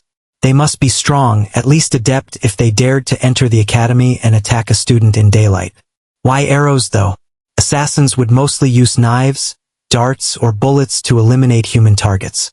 Arrows were weapons to hunt monsters. They could be lodged inside the body for greater damage. That was when it hit Isaac. They used arrows to maximize the pain and injury. It would cloud his judgment and make him easier prey. Sure, they could have used bullets, but arrows were better if they planned to incapacitate him without killing him. They had to be in a hurry if they wanted to make him an easier prey and be done with the job quickly. The assassins must know about the existence of guardians. I need to buy time for Professor Lorraine to come rescue me. Another arrow hurtled towards him at a swift pace. Isaac was ready this time. He used phantom steps. The movement skill caused his body to blur and appear 10 meters away, near the door. The arrow lodged in his leg was brought along. Isaac didn't pull it out. He stumbled. The leg injury made it hard for him to walk or run. 10 meters was the best he could use the movement skill for with his injury. He rolled out of the classroom and noticed the campus was scarily empty. Not a single soul was present. It was as if everyone was snapped out of existence, leaving only Isaac and his assassins behind. Isaac suddenly felt lethargic. There was poison in the arrows. 2 more arrows arrived from different directions. Isaac dodged the one aimed at his shoulder and took the hit by the one aimed at his stomach. Good, I can react to their attacks with my agility, meaning they are only LV 1113 adept rank. But my movements are growing slower, probably due to the poison. Not to mention my injuries are bad. I need to finish this quickly or escape as soon as possible. He was injured, and immense pain coursed through his body.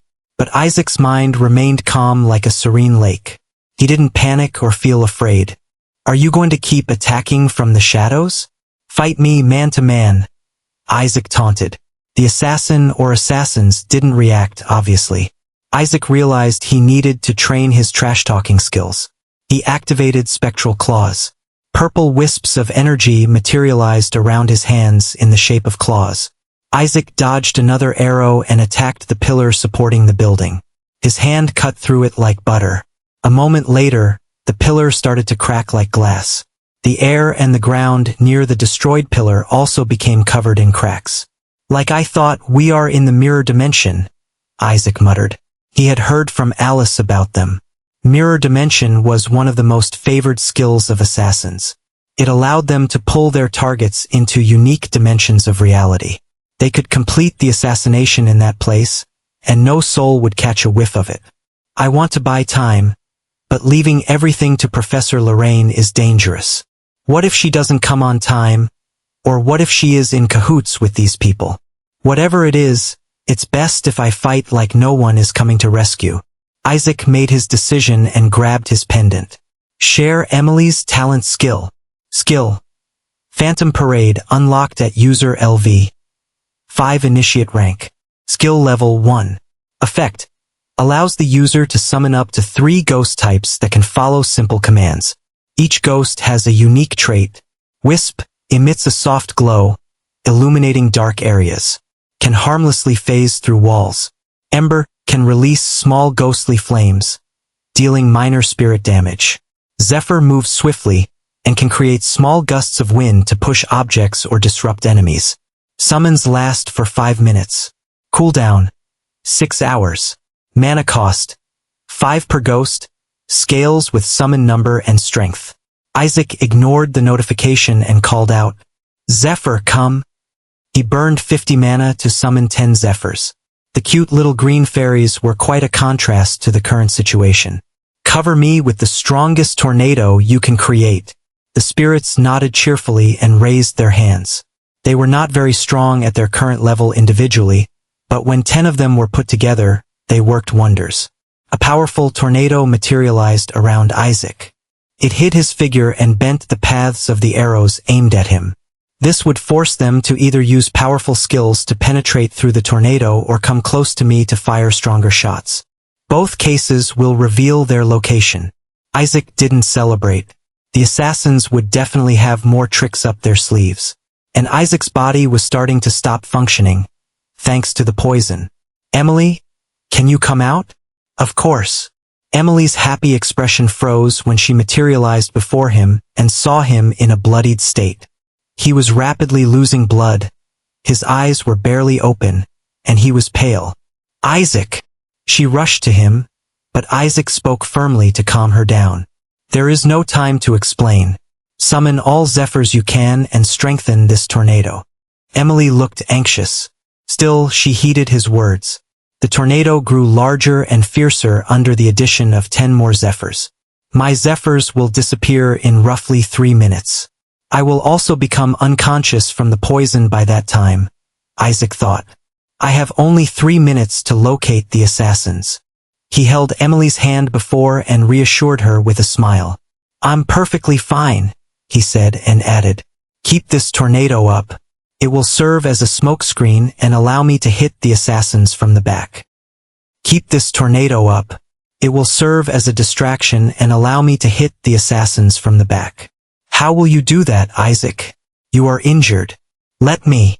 Have you killed people before?" Her silence answered him. "Relax," Isaac said, softening his voice. "It won't take me long." Truthfully, Isaac had never killed anyone either.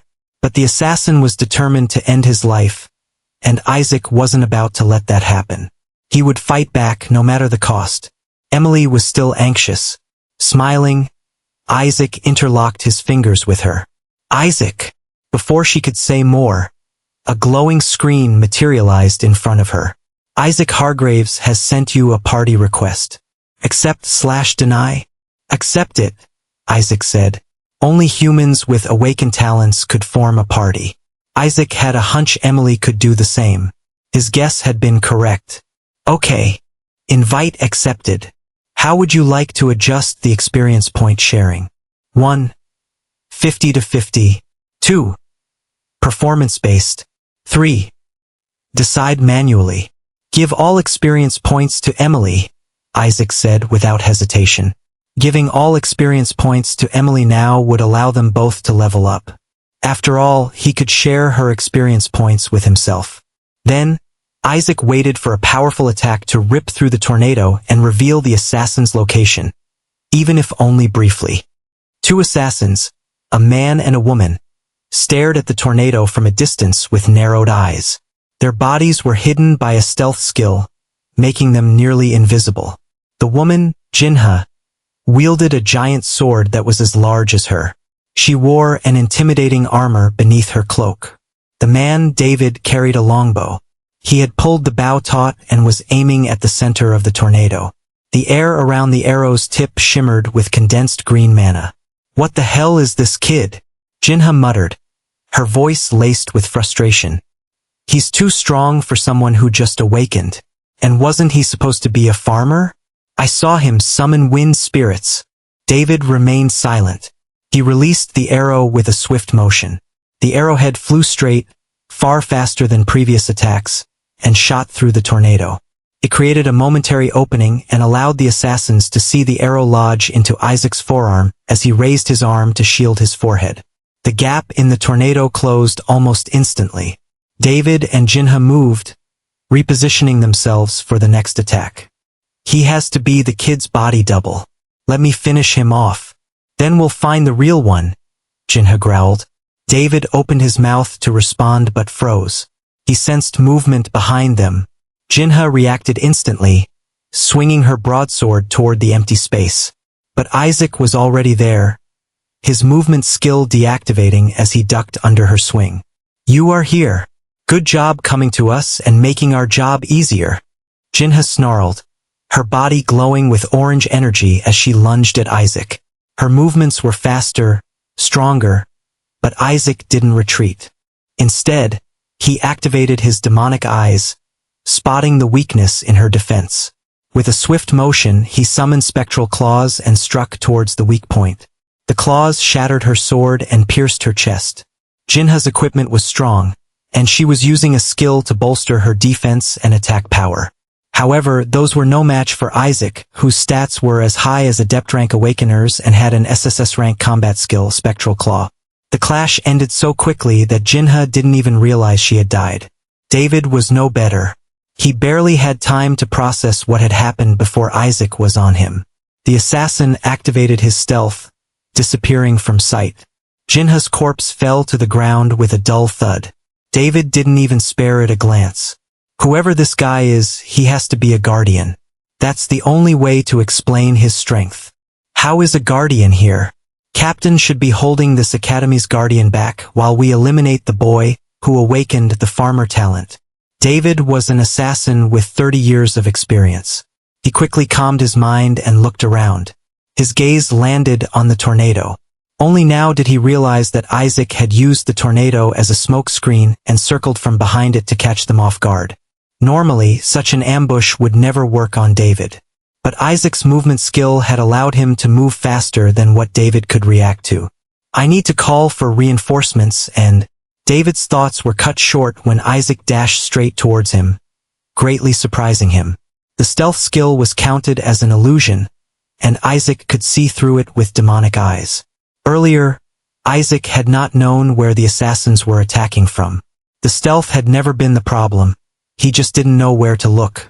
But now that he found them, David had no chance to escape. David fired 3 arrows in rapid succession, only for Isaac to destroy them with ease. Realizing he was outmatched, David began to charge his strongest skill. A ball of light formed at the tip of his arrow, growing brighter with each passing second. But before he could release it, a cold hand gripped his head. Emily's voice echoed in his ears, icy and menacing. "Were you the one who hurt Isaac?" "What?" David's eyes widened in terror as Emily's life drain skill began to sap his strength. He struggled helplessly. There was another person here? How many guardians did this academy have? Just as Emily was about to finish him, Isaac stopped her. "I need to talk to this guy," he told her and grabbed David's collar, who could hardly move. "Why did you attack me? And who ordered you to do so?" David sneered, his voice trembling. "You think I'd answer?" David's head exploded before he could finish his words.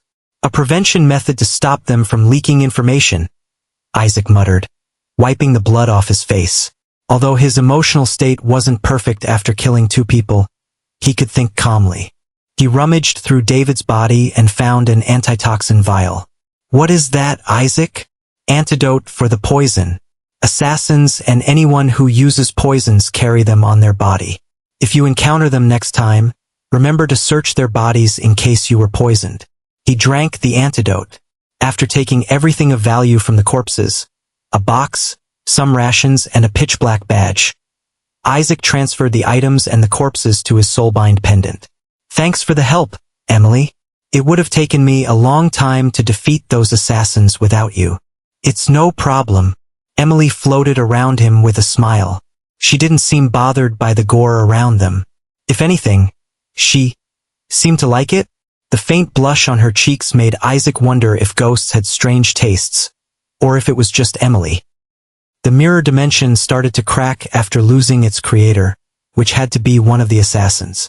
The subdimension shattered, and Emily and Isaac returned to their world. Isaac was still within the classroom, seated on the chair. He groaned, the pain from his injuries hitting him full force now that the adrenaline had worn off. Emily, get back in the pendant, he said, his voice strained.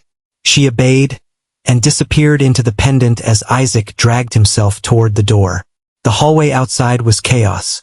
Students ran in every direction, their shouts echoing off the walls. The smell of blood filled the air, mingling with the acrid scent of something burnt. Isaac! Peter's voice cut through the noise. The big guy ran toward him. His face was pale with worry. Did those guys get to you too? Damn it, I shouldn't have left you alone. My bodyguards could have protected you. It's okay. I'm fine. Fine? How do you think you are fine? Peter's words were cut off when something crashed into the ground nearby, sending a shockwave through the air. Dust and debris filled the hallway as Professor Lorraine stepped out of the newly created crater, leaving behind a corpse covered in countless sword slashes. Her clothes were pristine despite the chaos. She pressed a finger to her earpiece and spoke in a calm tone. I have eliminated the leader of assassins, and don't sense any more signs of foreign life inside the academy. All of the assassins have been taken care of. Yes, do not worry, no student died. After finishing the brief report, she turned to Isaac and Peter. Good job surviving the assassinations. It's all thanks to you, Professor. If you hadn't protected us from those dozens of assassins in the cafeteria, I don't think we would have survived, Peter said in a voice filled with gratitude. Peter knew he was weak. He might have awakened a powerful talent, but he had yet to level up. He was no different from a regular human. Same to you, Isaac. I'm glad you are alive, Professor Lorraine said with a mysterious smile. Isaac didn't respond. He knew she would soon question him and try to figure out how he'd survived the assassins. She took out red pills from her coat's inner pocket and gave them to Isaac. They are healing pills. Eat them. Isaac nodded and gulped one of them. A soothing energy started to flow inside his body, slowly but surely repairing his injuries. The city guards and guardians arrived. They took care of the corpses, brought healers to treat the injuries of the students, and investigated the students at the same time. Isaac was given a personal room to recuperate. His injuries had been healed completely after an adept rank healer cast a spell on him. This fight taught me quite a lot. Even if I have combat skills, I need something to heal my injuries, and I need to have antidotes for basic poisons at the minimum. Isaac held his chin. I can grow a plant with healing properties, and then use my Skill Reaper's bounty to create a healing potion from it. While Isaac lay on the bed, he opened Emily's status screen. Name, Emily Warren. Title, none. Species, Netherborn Phantom Empress. Talent, Spirit Conductor. Rank, Initiate LV. 9 Initiate LV. 10 Share. Stats Share. Strength, 22-23. Agility, 40-41. Constitution, 26-27. Spirit Power, 45-46. Mana, 60-61. Skills Share. Spectral Claws, SSS rank. Can extend razor-sharp spectral claws that ignore physical armor. Life Drain, a rank. Drains vitality from the target, restoring Emily's energy. Phantom Step, SSS rank. Moves through physical objects and attacks by phasing between realms. Demonic Eyes, S rank. Allows Emily to see souls, illusions, and weak points in enemy defenses. Phantom Parade, SSS rank. Allows Emily to summon 3 ghost-type spirits. Emily had reached level 10 after the battle. Since they had fought Adept rank Awakeners while being Initiate rank themselves and used their skills quite a lot, it brought plenty of experience points. Isaac grinned and spoke in his mind. Share Emily's experience points. Sharing experience points. You have leveled up X1. All stats +1. Name, Isaac Hargraves. Title, none. Talent, Genesis Farmer. Rank, Initiate LV. 9 Initiate LV. 10. Stats. Strength, 39-40. Agility, 58-59. Constitution, 43-44. Spirit Power, 64-65. Mana, 69-70. Skills. Spectral Claws, SSS rank. Can extend razor-sharp spectral claws that ignore physical armor. Life Drain, a rank. Drains vitality from the target, restoring your energy. Phantom Step, SSS rank. Moves through physical objects and attacks by phasing between realms. Demonic Eyes, S rank. Allows you to see souls, illusions, and weak points in enemy defenses. Seed of Providence, SSS rank. Can instantly germinate a seed and make it sprout. Reaper's Bounty, SSS rank. The user can extract hidden properties from plants, turning them into potent potions, tonics, or alchemical ingredients. Phantom Parade, SSS rank. Allows the user to summon 3 ghost-type spirits. Isaac's grin widened as he felt the surge of power. The feeling of getting stronger was addictive. He looked over the status and spoke again. Share the stats. Strength, 40-41. Agility, 59-60. Constitution, 44-45. Spirit Power, 65-66. Mana, 70-71. He could share all new stats Emily gained from leveling up along with her experience points. It allowed him to gain thrice the stats from each level compared to other Awakeners. User has reached the level cap. Complete a class advancement quest to continue leveling up.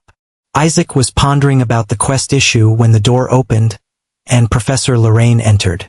She sat on the chair next to him and checked his pulse. How did you defeat the assassins? She asked, not beating around the bush. When Isaac remained silent, she flicked his forearm with force. That's quite the defense you've got, she said. It took Isaac a moment to realize she had hit him to check how high his constitution stat was. She did it so casually that Isaac was late to react. It's around LV. 10 Initiate, but I think you can take more? Let me try again. Isaac pulled his hand back before she could flick his forearm again. Awakener's skin was normally soft and no different from normal people. However, when attacked, it would act as a defensive shield. The strength of the shield depended on the Constitution stat. Constitution was one of Isaac's lowest stat. A measly 45. It was low compared to his other stats, but in reality it was very high. Only Adept rank Awakeners could have a stat as high as 45. If you aren't going to talk, let me guess what happened. You somehow are able to bring Emily everywhere you go. She was with you when the assassins attacked, and she saved you. Isaac's heart tightened when he saw Professor Lorraine's smile. She seemed to be sure of her guess. But, Professor Lorraine continued, that doesn't explain how you are so strong. Level 8 or level 9, maybe even level 10? It's too high for someone who awakened only today. Isaac remained silent. He knew whatever excuse he would give would only backfire. The best option was to wait for the university scouts. They had reached the academy and would be coming to meet him any time now. He could escape Professor Lorraine's reach if he was with them. The only way to explain your high level is that you made a party with Emily, and she transferred all experience points she gained after killing the dozen or so adept rank assassins. What do you think of my theory, Isaac? Sounds far-fetched to me. Emily is a ghost. Ghosts are monsters, and they cannot join a party. They can, Isaac.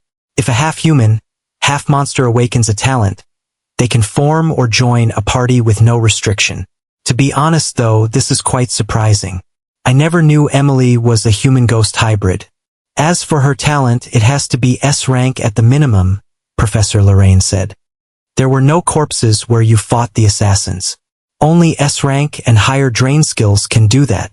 If Emily had an S rank skill before awakening her talent, then her talent is S rank and possibly even higher. Isaac felt cold sweat drip down his back. Some of her guesses were wrong, but most were quite accurate. Your theory sounds baseless. Is that so?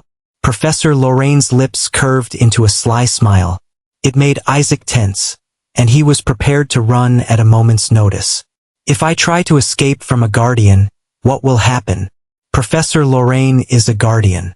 She must have connections with the government. She could turn me into a criminal with a single word. As Isaac's mind raced, Professor Lorraine suddenly broke into laughter.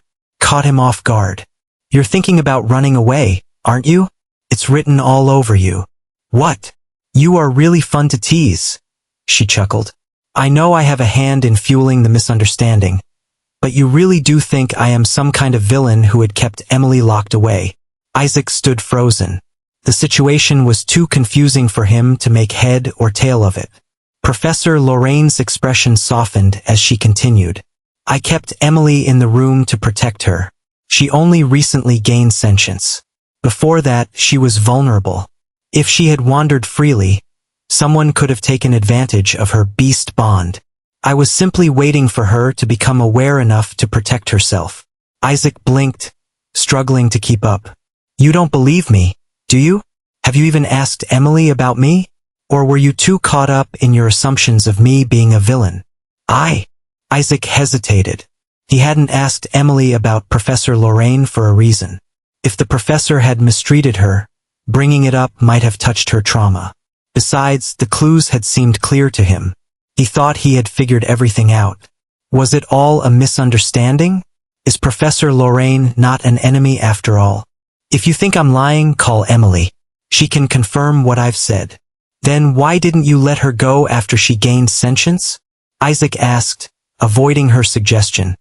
She was already sentient when I met her. You could have released her. Where would she go, Isaac? She knew nothing about the world.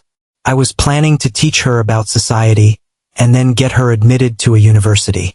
Unfortunately, I got busy with the awakening ceremony tasks. That's why I couldn't feed her myself 3 times a day and had to find tenants. She massaged her temples, recalling the past. The previous tenant, a young girl, had fled as soon as Emily tried to feed on her. It had sparked rumors about the apartment being haunted. If Professor Lorraine hadn't tricked Isaac into becoming a tenant, it would have caused her serious trouble. Monsters can go to universities? Isaac asked in disbelief. He wasn't sure what shocked him more, her explanation or the idea of Emily attending a university. Sentient monsters can, but only those from allied tribes or nations. It's not something the public needs to know about, of course. Can you imagine the chaos? Isaac nodded with a thoughtful expression. It seems a lot of information is hidden from the public. Only awakeners have access to it. Well, it's fine if you don't believe me. You can ask Emily later. Remember to communicate with her from the next time, or you might fall into pits of misunderstandings again, Professor Lorraine said, standing up. Wait, Isaac called out. If everything you said is true, why are you taking care of Emily, a monster? And why did you trick me into thinking you were an enemy? Emily is important to me. As for your second question, you looked cute trying to protect her. I couldn't resist having a little fun. Her eyes gave way to a coy smile. Before Isaac could respond, she added, Oh, and one more thing. If I were you, I'd keep your relationship with Emily quiet. She comes from a rather complicated background. Her vassals might think you bonded with her before she gained sentience. That would be very, very bad for you. Oh, and Emily is going to join the sanctum of Master University. Vassals? What do you mean? Professor Lorraine, answer me. Hey, don't go. But she was already gone, and the door closed softly behind her. Isaac sighed and collapsed onto the bed. He grabbed the pendant. Emily, can you come out? I'm here, she chirped, appearing on top of him with a bright smile. Why did you call me? Professor Lorraine? Who is she? Professor Lorraine? The owner of the place where you were before. Oh, that's Auntie. What? Are you related by blood? What's blood related?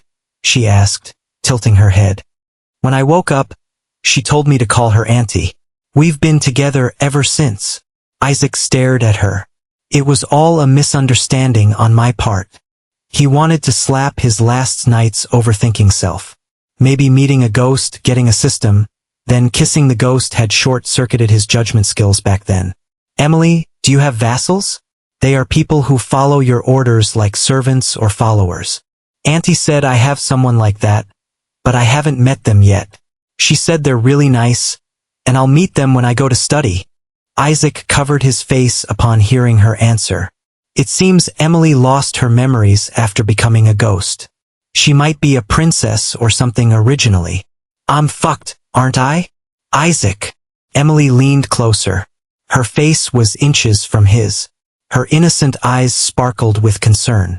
Before he could respond, she closed the gap and kissed him. I didn't have breakfast or lunch. Can I get some food? This way? If you are too hungry, you can take the energy normally. It should be faster. But I like it better this way, she said, giggling. Your energy tastes sweeter when we kiss. Her cute smile melted his worries.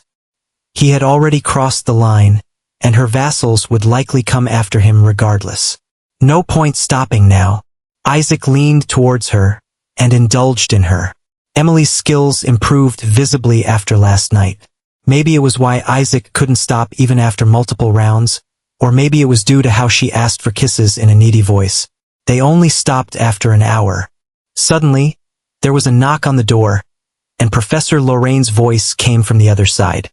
If you two are done, get dressed. The scouts from the university have been waiting for half an hour. A word of advice.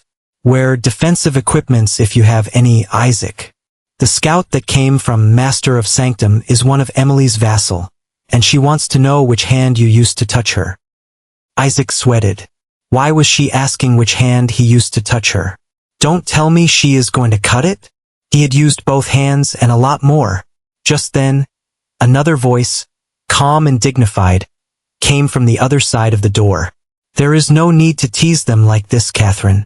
After talking to Professor Catherine Lorraine, she addressed Isaac. Young man, get dressed. We can talk after that. Just give me a minute. Tell the young lady to not hide. Isaac wondered why the voice felt familiar as he got dressed. He found his answer when the door opened, and Professor Lorraine entered along with an elderly woman. Her silvery hair was tied in a bun, and her blue eyes stared at Isaac and Emily with gentleness. Despite being old, she carried herself with grace and authority. She wore white and gold academic robes. Just by looking at her, one could tell she must have been an incredible beauty when she was young. Eleanor Weiss? It's Miss Eleanor for you, young man. Isaac couldn't believe she was the scout who came from the Sanctum of Masters. Eleanor Weiss was one of the strongest awakeners. She had transcended humanity and reached the status of an overlord. The ranks of an awakeners were easy to remember. Initiate, adept, elite, master, champion, overlord. Eleanor was at the peak of power, and she was the vice principal of the Sanctum of Masters. She stepped forward and bowed to Emily. It's good to see you, my lady. Thank you. Emily tilted her head in confusion. She is one of your vassals, Professor Lorraine whispered in her ear. Oh. Emily's face brightened, and a gentle smile appeared on her face. I've been hoping to meet you for so long. An expression of pain flickered across Eleanor's eyes. She hid it quickly. I'm happy to see you again too, my lady. Eleanor stood back and turned to Isaac. It's good to finally see you, young man. Catherine told me a lot of things about you. Isaac could see the smiling face of Professor Lorraine from the corner of his eyes. It didn't take a genius to realize she had painted him in a nefarious light. Miss Eleanor, I never forced myself on Emily. I know it. If you had done anything like that, Emily wouldn't have been happy to stand next to you. Weren't you going to cut my hands just now? It was one of Catherine's bad jokes. I hope you get used to them soon, or you will be troubled a lot by her. Isaac's eye twitched when he realized he was tricked twice by the damned foxy woman. Suddenly, a screen appeared before him. A suitable target detected in host's vicinity. Eleanor Weiss. Age: 167. Rating: 97. Personality: dignified, unbreakable will. Likes: swordsmanship, honest and hardworking people. Challenges: collecting swords. Dislikes: laziness, complacency, arrogance without strength, unnecessary violence, disrespecting the sword, being called old. Status: sad that Emily does not remember her anymore. Happy that Emily found someone who cares for her and would go to any length to protect her. Isaac almost puked blood. What do you mean she is a suitable marriage candidate? He shouted at the system. Isaac was an open-minded person. He wouldn't mind his partner's age if she looked young. But Eleanor looked older than his grandmother. And his grandmother was dead. Is there anything wrong, young man? You are staring quite intently at me. I simply was amazed by your beauty, Miss Eleanor. Isaac almost said he was amazed how she was stubbornly clinging to life even after living a century. Fortunately, he recalled she hated being called old and changed his words. Ho ho, you are quite the smooth talker. Despite her words, she was visibly pleased. Catherine, you can call the others now. This much is enough for a meeting with the young lady. As you wish, Vice Principal. Catherine went outside and came back with two men a few minutes later. The first one was Dante Riven, the dean of the combat department at Eternum University. He was quite famous and known as the Scarred Wolf. He was a tall, broad-shouldered man. Scars were visible on his arms and face. He wore a reinforced combat coat with metal plates and carried a greatsword on his back. The other one was a tall, lean man with sharp features, slicked back dark blue hair, and golden eyes. He had an easygoing smile on his face and looked very friendly. Nice to meet you. I'm Dante Riven, a dean of Eternum University. And I'm Lucian Vale, the principal of Horizon Institute. I must say, I didn't expect our history's first SSS rank farmer to be so handsome. Thank you for taking your time and coming here to visit me. I'm Isaac Hargraves. Isaac shook hands with them. He was surprised to see the scouts were not some random people. They were people with the highest authority in their fields. Normal people could never get a chance to meet them. Yet they came themselves to meet Isaac. Please have a seat. As they settled, the first one to speak was Dante Riven. Isaac Hargraves, our university believes we are the best suited for you. We boast the highest number of students who successfully completed their class advancement quest. If you were to join us, we would like to congratulate you with this. He took out a wedding ring box and opened it. There was a mesmerizing blue tear inside the box. Isaac could feel the gentle power within the item calling out to him. This is an astral lotus seed. It can gather the vital energy from the air and use it to nourish the land, effectively increasing the growth speed of the crops by 2 times. It will be an invaluable resource for you as a farmer.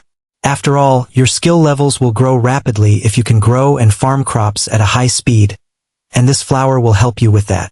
Isaac eyed the blue tear, now knowing it was called Astral Lotus. Lucian Vale, the principal of Horizon Institute, chuckled. Dante, are you really tricking Isaac? Astral Lotus takes 5 years to mature and show its full effect. If you want to cajole him, give him something of this level at least. The man took out a tiny scarecrow from his spatial ring. Don't mind the appearance, please. It will grow in size when you use it. Isaac noticed everyone in the room was shocked when they saw the scarecrow. You are giving that to him? It's a mystic grade treasure your university's task force found in the depths of the Akaza ruins. It's too priceless to give in to someone who isn't even adept rank, Dante Riven said. Isaac eyed the treasure with renewed expectations upon knowing its rank. Treasures were divided into 3 ranks: mortal grade, spirit grade, mystic grade.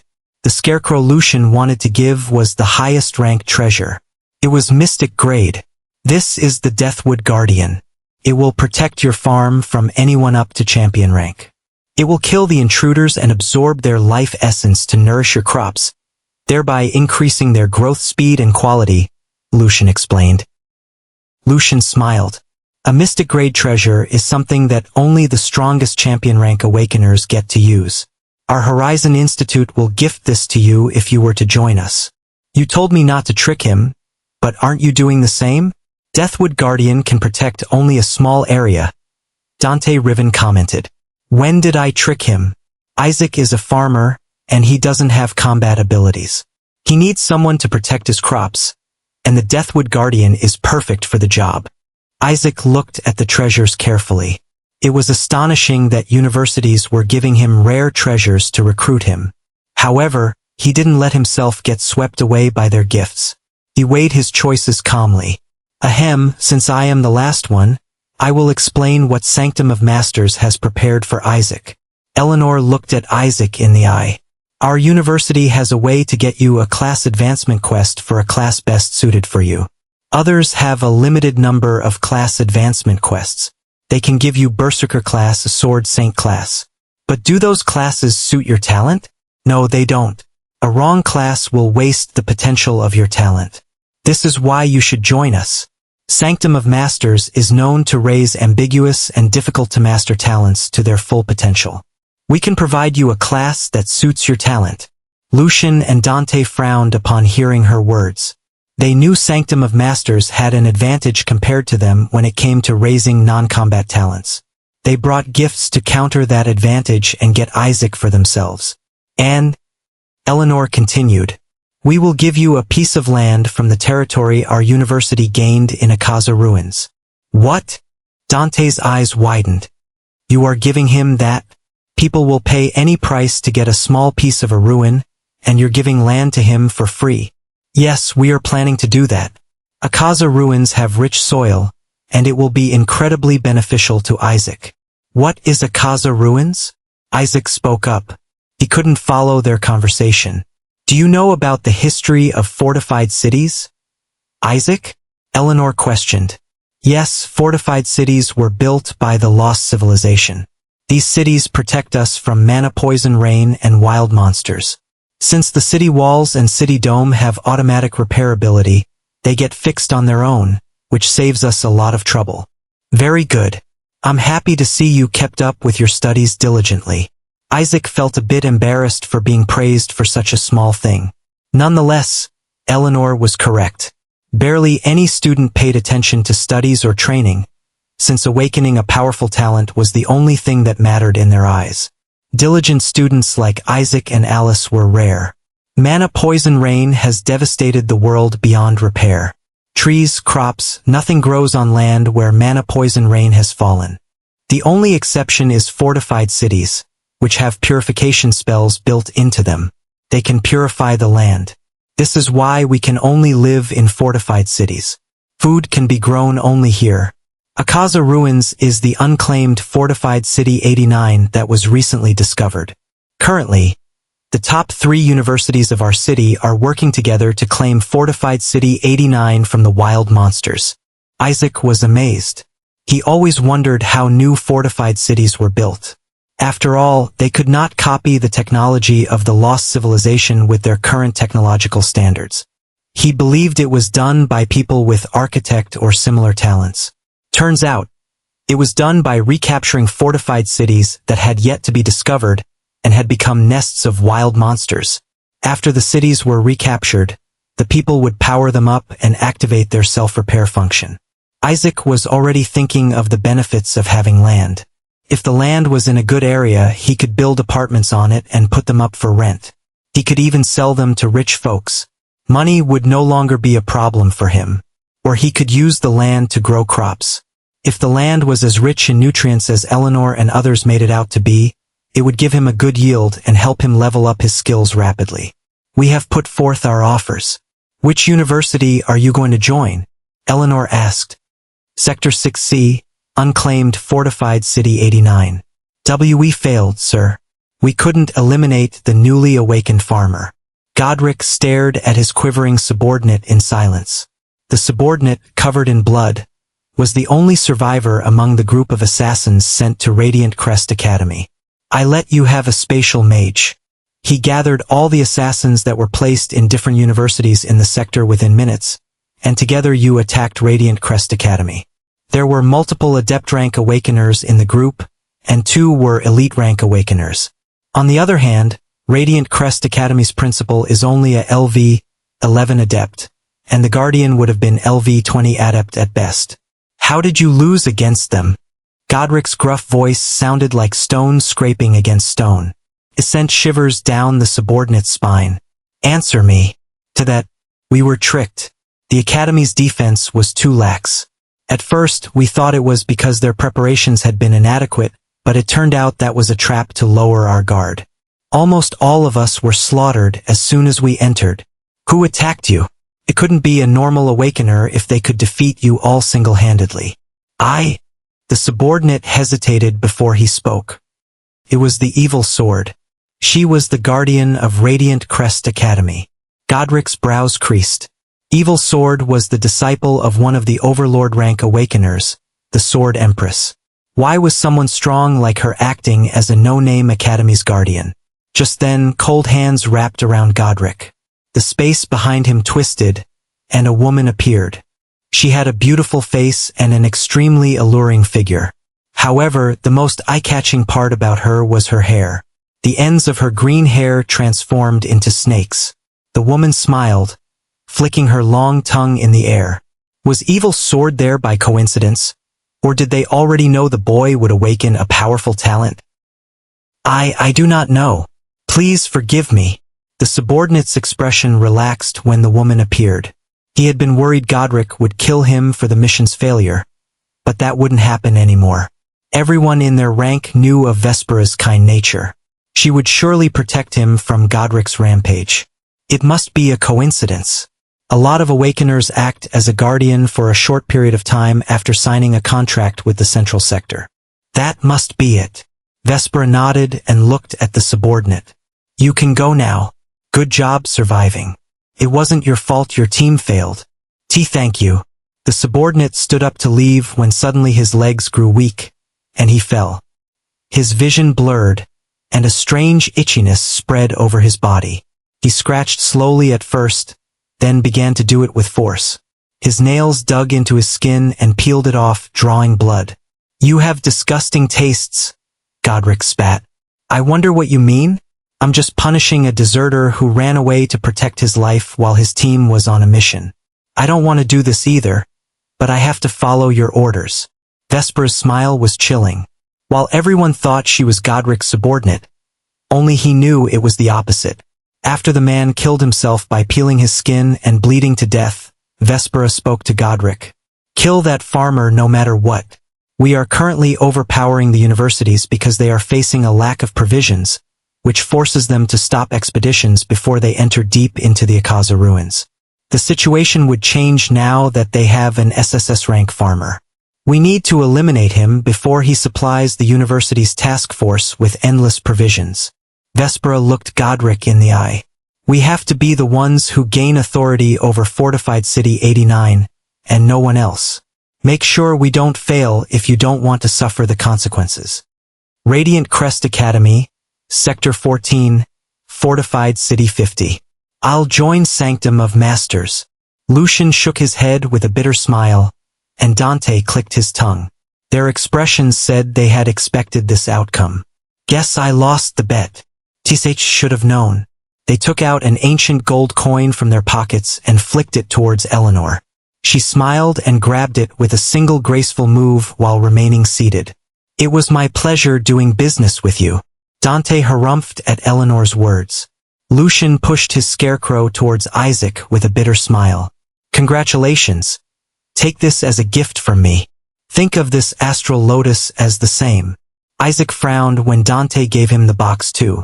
I said I'm joining Sanctum of Masters, not Eternum University or Horizon Institute. We know. Think of our gifts as an advance payment.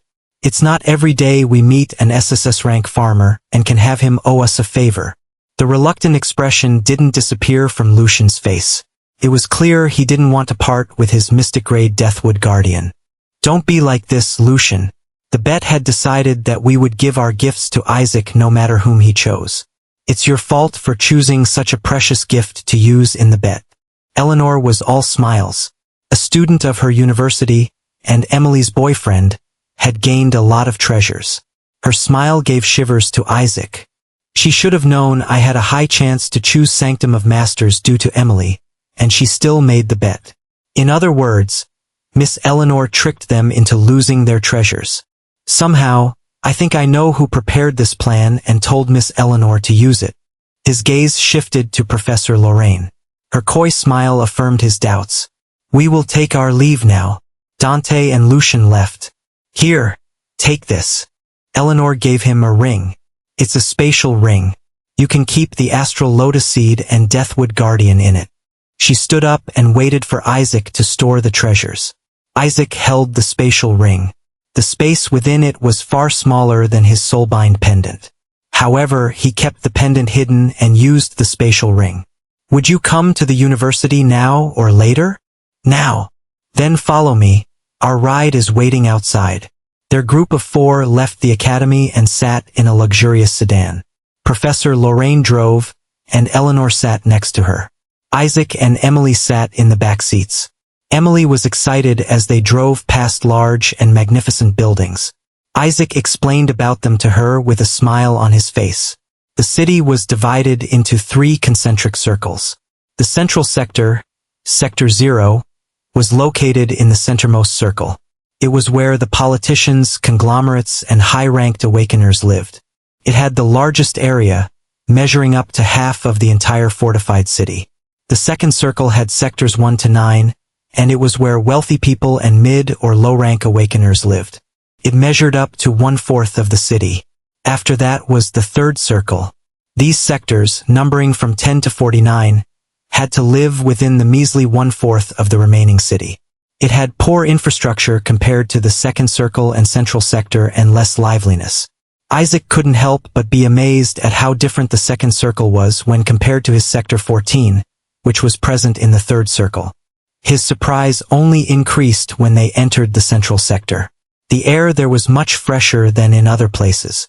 All top 3 universities are in the central sector. The others are in the second circle, and those below top 10 universities are in the third circle, Isaac told Emily. He could feel excitement bubbling within him. Normal people could never enter the central sector. Entering this place was a sign of authority. The car drove on the clean, wide roads and stopped before large, opulent gates. Isaac could read Sanctum of Masters, written on the banner above it. They stepped out of the car and entered the main gates. Beautiful shrubs and flowers were lined across the path. The group followed the path towards the administrative office. Catherine will take you guys from here, and after you receive your class advancement quest, come find me. Eleanor took her leave. The remaining 3 entered the administrative building. They climbed to the empty second floor. This is where the students come to take their class advancement quests. This facility is only available to those affiliated with Sanctum of Masters. Catherine took them to the counter. A beautiful woman with light green hair and pointed ears stood behind it. Greetings, Miss Catherine. It has been a long time since we met. I suppose you are acting as the guide for these special class students. You are right. The vice principal told me to get them class advancement quests from you. The receptionist raised her brow and looked at Isaac and Emily in surprise. They are LV. 10 initiates already? That's quite fast even for special class students. Special class students? What are they? Emily asked. Special class students are classes made for demi-humans and humans with S rank or higher talent. Ruby noticed Emily's confusion and clarified. Some monster species can gain sentience. They can awaken talent along with their bloodline abilities. We call these sentient monsters demi-humans. The child of a demi-human and a human is also called a demi-human. Isaac nodded from the side. Emily had awakened a talent, and she had a few skills which probably came from her Netherborn Phantom Empress bloodline. She was a demi-human. While Isaac wanted to ask more about demi-humans, there was another pressing matter at hand. What type of class advancement quest will I receive? Show me your hand. I will give you the class best suited for you. Oh. Do as Ruby says. She is the AI assistant of our city and the one who controls the city. It's thanks to her that the Sanctum of Masters can provide a perfect class for every talent, Catherine said. Isaac nodded and showed his palm. Ruby held his hand. She closed her eyes. Her eyes moved furiously behind her closed eyelids. That is an interesting talent. It's my first time seeing something like this. Ruby opened her eyes and looked at Isaac with newfound interest. You can see my status? No, I can only see your talent. It is one of my inbuilt functions that was added to help me choose the perfect class for the visitors. Give me a minute. I will bring you the class advancement quest. She retreated to the back and opened one of the small cabinets standing next to the wall. The insides of the cabinet was pitch black. The darkness seemed to be sucking the light out of its surroundings. She put her hand inside it and, after a lot of shuffling, took out a large stack of documents. The documents were too big to be stored inside the cabinet.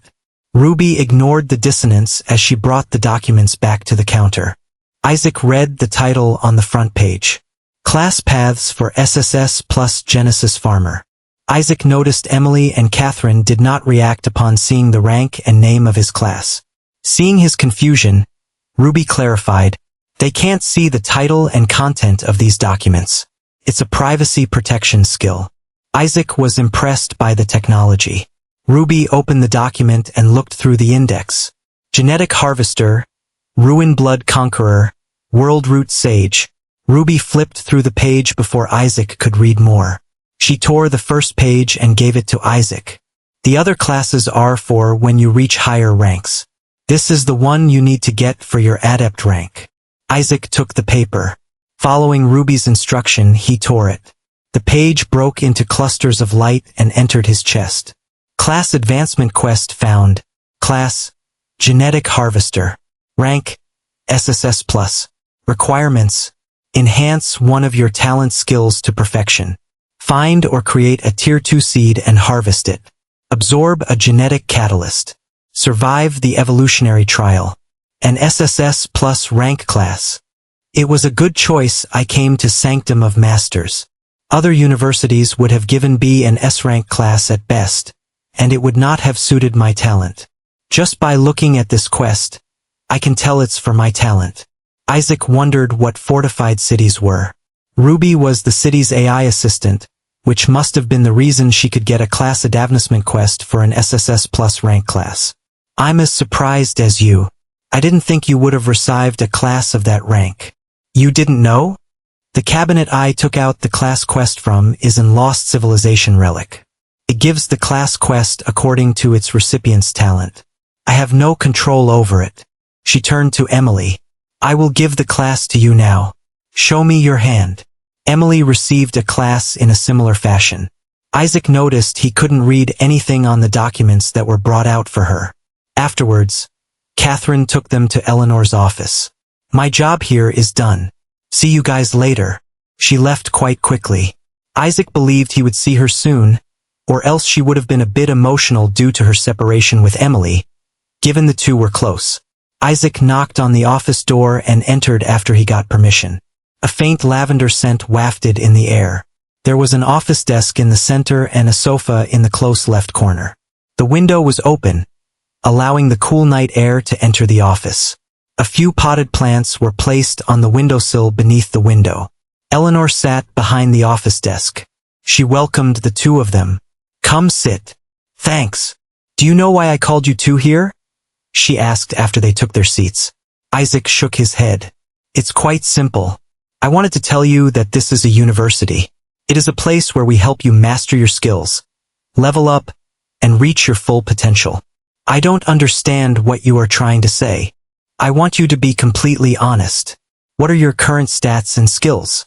We can create a nurturing program suited for you only when we know these details. I know you have high stats. Catherine told me about your constitution, and even if she didn't, it was quite clear. There is no way the lady disposed of the assassins by herself. She has no training. You must have helped her, and for that, you need high stats. So, what are your stats and skills? Isaac remained silent. He had a thoughtful look on his face. Isaac, I know what you are worrying about. What if my skill information is used against me? And it's a valid concern. I am not asking you to reveal everything to us. Just the important bits we need to create a curriculum suited to you. Her face bore a serious expression. Think of this, you have a skill that needs an expensive material to be used. If you hide that skill, you will need to collect materials for it yourself. But if you tell us about it, we can procure it for you for free. Moreover, the professors here have years of experience. We can teach you the best way to enhance your skills and the ways to speed up your skill level ups. And if you don't tell us your stats, it will affect your training regime. You will be forced to hold back during training, and it will rob you of stats you could have gained after pushing your body to its limits. Isaac had to agree with her. He could get a lot of benefits if he revealed his stats and talent skills. The assassins might also return later. Isaac doubted they would let him go after a single failure. He needed to seize this chance and grow as much as he could. If he missed this opportunity, he could blame only himself when the assassins attacked him next time and he got hurt again. Still, I can't trust anyone else completely. I will keep my system and the skills I gained from others hidden. That way, even if they backstab me, I will have a trump card to overturn the situation. Isaac made his decision. My talent is SSS plus rank. I have 3 talent skills that I gained at level 1, level 5, and level 10. My strength is 41, agility is 60, constitution is 45, spirit power is 66, and mana is 71. Eleanor, the overlord rank transcendent, was confused. She wondered if she had heard something wrong. You didn't hear anything wrong. Those are my stats and class rank. Oh, Eleanor blinked. An SSS plus rank talent? That's the first time I'm hearing about it. She calmed down after a few seconds. Not that it reduced the shock she received. I'm one of the strongest humans. If I don't know anyone with an SSS plus rank talent, it's safe to say no one ever got it. You are the first person to have awakened it. Your stats are quite high too. They are at the upper end of adept rank for mid-rank species. If we are talking about humans, your stats are already beyond adept rank and have reached the territory of elite rank, she explained. Mid-rank species? Yes, species are mostly divided based on their inherent talent and abilities they get. Humans don't have anything other than talents. We are low-rank species. Those who get bloodline abilities along with talent are mid-rank species. The high-rank species have an even better starting point. She added, the highest talent awakened is SSS rank among all species. If we are counting only farmer talent, the highest ranked one was an S-rank farmer from the mid-rank species, Bloodhunter Stinger. It was not from a high-rank species? A high-rank species might have a better starting point and have a higher average of talent ranks, but that doesn't mean lower-ranked species cannot awaken stronger talents. There have been plenty of such examples. You are one of them. What Eleanor did not say was, since Isaac had high stats, he probably was not a human, and instead was a demi-human. However, she had her own doubts. Isaac was confused when he heard about demi-humans, which proved he did not know of their existence. It shouldn't have been possible, as a demi-human species was written in their status page. He should have known he was not a human. He is either a good actor or he is actually a human. A human with those stats? It didn't make sense. Eleanor believed it had to do something with him being the first SSS plus rank talent awakener. If we can find why he awakened an SSS plus rank talent, maybe humanity can finally make a breakthrough in its precarious situation. I can only hope we find something useful, because if nothing changes, humanity won't survive for long. Eleanor opened her drawer and took out 2 wristwatches and 2 vials with glowing red liquid. These wristwatches are your cadet devices. You can see the university's map and get announcements for your classes on it. If you want to call a faculty member, you can do it through the cadet device. These potions are body tempering potions. They can be used only once in each rank. Using them will improve your mana circulation and increase your stats by 5 to 10%. The improvement isn't much for initiate rank awakeners, but it will be a huge boost for you too, she explained. These potions are only given to top-performing students from normal classes. For special class students like you too, they are given to everyone. She added, You can leave now. After you get some rest. Mail me your quest advancement details and skill details. Can't we give them to you now? Isaac was from Earth and it made him worry about things like hacking. He believed it was best to not depend on technology where people had supernatural powers. Who knew if someone had a hacking talent? If you want to do it now, you can. Eleanor took out 2 sheets of paper from a file placed on her desk. She passed them to Isaac and Emily. Isaac took a look at the skill he gained at LV 10 as he wrote the details. Third talent skill. Sovereign of Land unlocks at LV 10 initiate rank. Skill level 1. Active effect. Temporarily claim an area as user's personal farmland, making it hostile to enemies. Roots slow enemies. Ground drains their stamina. Beneficial to allies. Natural healing and recovery. More fertile. Crops and plants grow at 5x speed while in this domain. Passive effect. The land the user has personally cultivated becomes an extension of himself. Control over territory, soil manipulation, and land empowerment become possible. Cooldown. 24 hours. Mana consumption. Scales with the area of effect. That's quite a useful skill. Eleanor could not hide her surprise. Each skill is more useful and powerful than the previous one, but to have something like this at only level 10, I guess this shows how powerful an SSS plus rank talent can be. I am having trouble believing it even after seeing it with my own eyes. Her brows furrowed as she looked at the quest advancement details. Those are harsh requirements. Just finding a genetic catalyst can be a lot of trouble. Are they rare? Isaac questioned. A genetic catalyst is made from the core of Overlord rank monsters. The body tempering potion and the awakening crystal both use the core of Overlord rank monsters, but only in small amounts. A genetic catalyst, on the other hand, is formed by condensing a complete core. Something like this is only needed when human awakeners advance to Overlord rank. It's shocking to see you need it for adept rank advancement, honestly, she said. How long until I can get a genetic catalyst? Tomorrow by the earliest. Isaac nodded. If he had been by himself, God knew how much time it would have taken him to find a genetic catalyst. What about the land I was promised? We will take you to Akaza Ruin tomorrow. You can choose any land that is in our territory there. After he got his answer, Isaac took a look at the skill details Emily was writing. Second talent skill. Phantom Ward unlocks at LV 10 initiate rank. Skill level 1. Effect. Summon a protective spirit that lingers around you, absorbing 20% of incoming damage until it breaks. Lasts 10 minutes. Cooldown 5 minutes. Mana cost 30. Eleanor took a look at it. This was how skills were supposed to be. Powerful but within the realms of imagination. Isaac was the absurd one for having skills with active and passive effects already. Emily continued to write.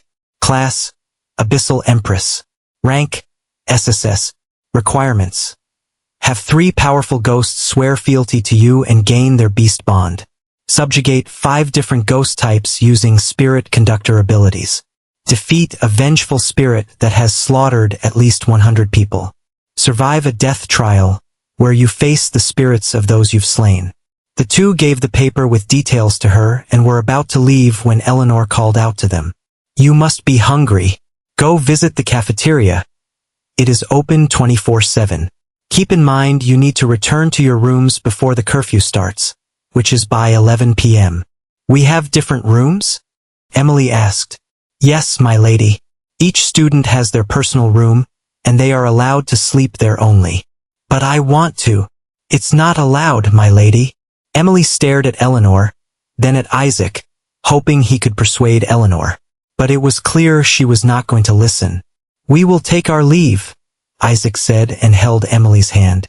He could see her sulk, and he knew he would have to do something about it soon. Make sure to use protection from the next time, Eleanor reminded them. Emily was confused, not knowing what she meant, and Isaac almost choked on his spit. Don't be embarrassed. It's my job as your elder to guide you two on the correct path. Thank you for the advice. He pulled Emily away before Eleanor could give another blunt piece of advice. The evening air was cool, and the sun had completely set. The path to the cafeteria was silent. Why do you need to live in different rooms? We were living together until now, she complained. This is a university, Emily. It has different rules than our apartment. Then let's go back to our apartment. Emily seemed to hate the idea of being separated from him. Seeing Isaac hurt today had given her a scare. He was fighting for his life while she was checking the house inside the soulbind pendant, not knowing what he was going through. She did not want a repeat of that. She wanted to be there with him and protect him from getting injured.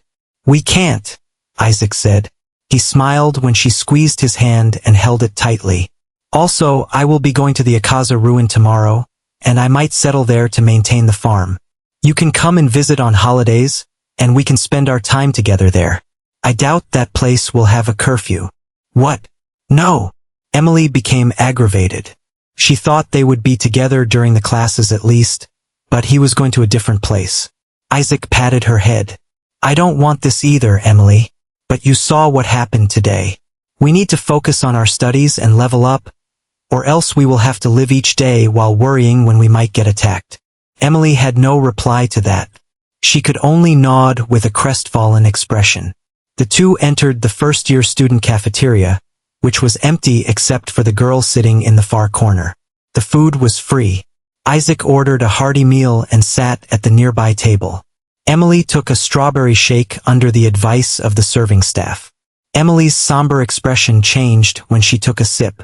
It's good, she muttered before she took another long sip. Isaac smiled faintly, seeing her mood improve. She likes strawberry shakes. I'll keep that in mind. It was almost 10 when they reached their dormitory. It was a combined-gender boarding house. The first-year dormitory had 3 buildings. Each student was given a single room, and the rooms were fairly decent. Or so they were told by the warden. The warden informed them about the laundry timings and a few things they needed to keep in mind before giving them keys to their rooms. Room 402 and 403. Our rooms are adjacent ones. The vice principal must have done it on purpose, he said. Emily might have been happy if she heard the news before she knew Isaac would live in Akaza ruin. But not anymore. They took the stairs to the 4th floor after failing to find elevators. Good night, Emily said as she stood before her dorm room door. You are not coming with me? You still haven't had anything to eat, and there is time before the curfew starts, Isaac said. I'm not hungry. I had my fill during the evening. Isaac stood helpless as she entered her room. He waited for a few seconds, and when she didn't return, he entered his dorm. It opened into the bedroom with a table and a cabinet to keep his things. The door to the left led to the bathroom while the front of the room led to a small balcony. The window had no curtains. The bed was missing bedsheets. Isaac would have needed to go shopping if he was not going to leave for Akaza ruin tomorrow. He heard the doorbell and went to open the door. A male staff member had come to give him bedsheets, a toothbrush, curtains, several pairs of clothes, and other basic necessities. Isaac noticed a female staff member giving similar things to Emily. They sent a male staff member to my room and a female to Emily's. I guess they are paying attention to details like that. He thanked the staff and closed the door. After setting up his room, he took a shower. The cold water refreshed him. He changed into the new clothes before he grabbed the body-tempering potion and sat on the bed. He uncorked the vial. A faint sweet aroma leaked out of its mouth. He took a sip as a test before he downed it. Nothing happened for a few minutes.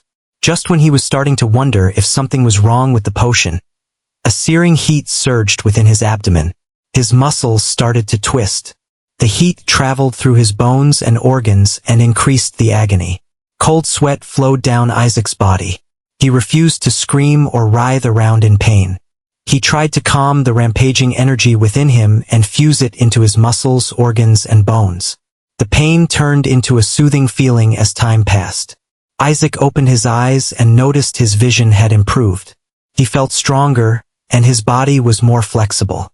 The flow of mana within him had transformed from a dirty river to a clean river without the hint of impurities.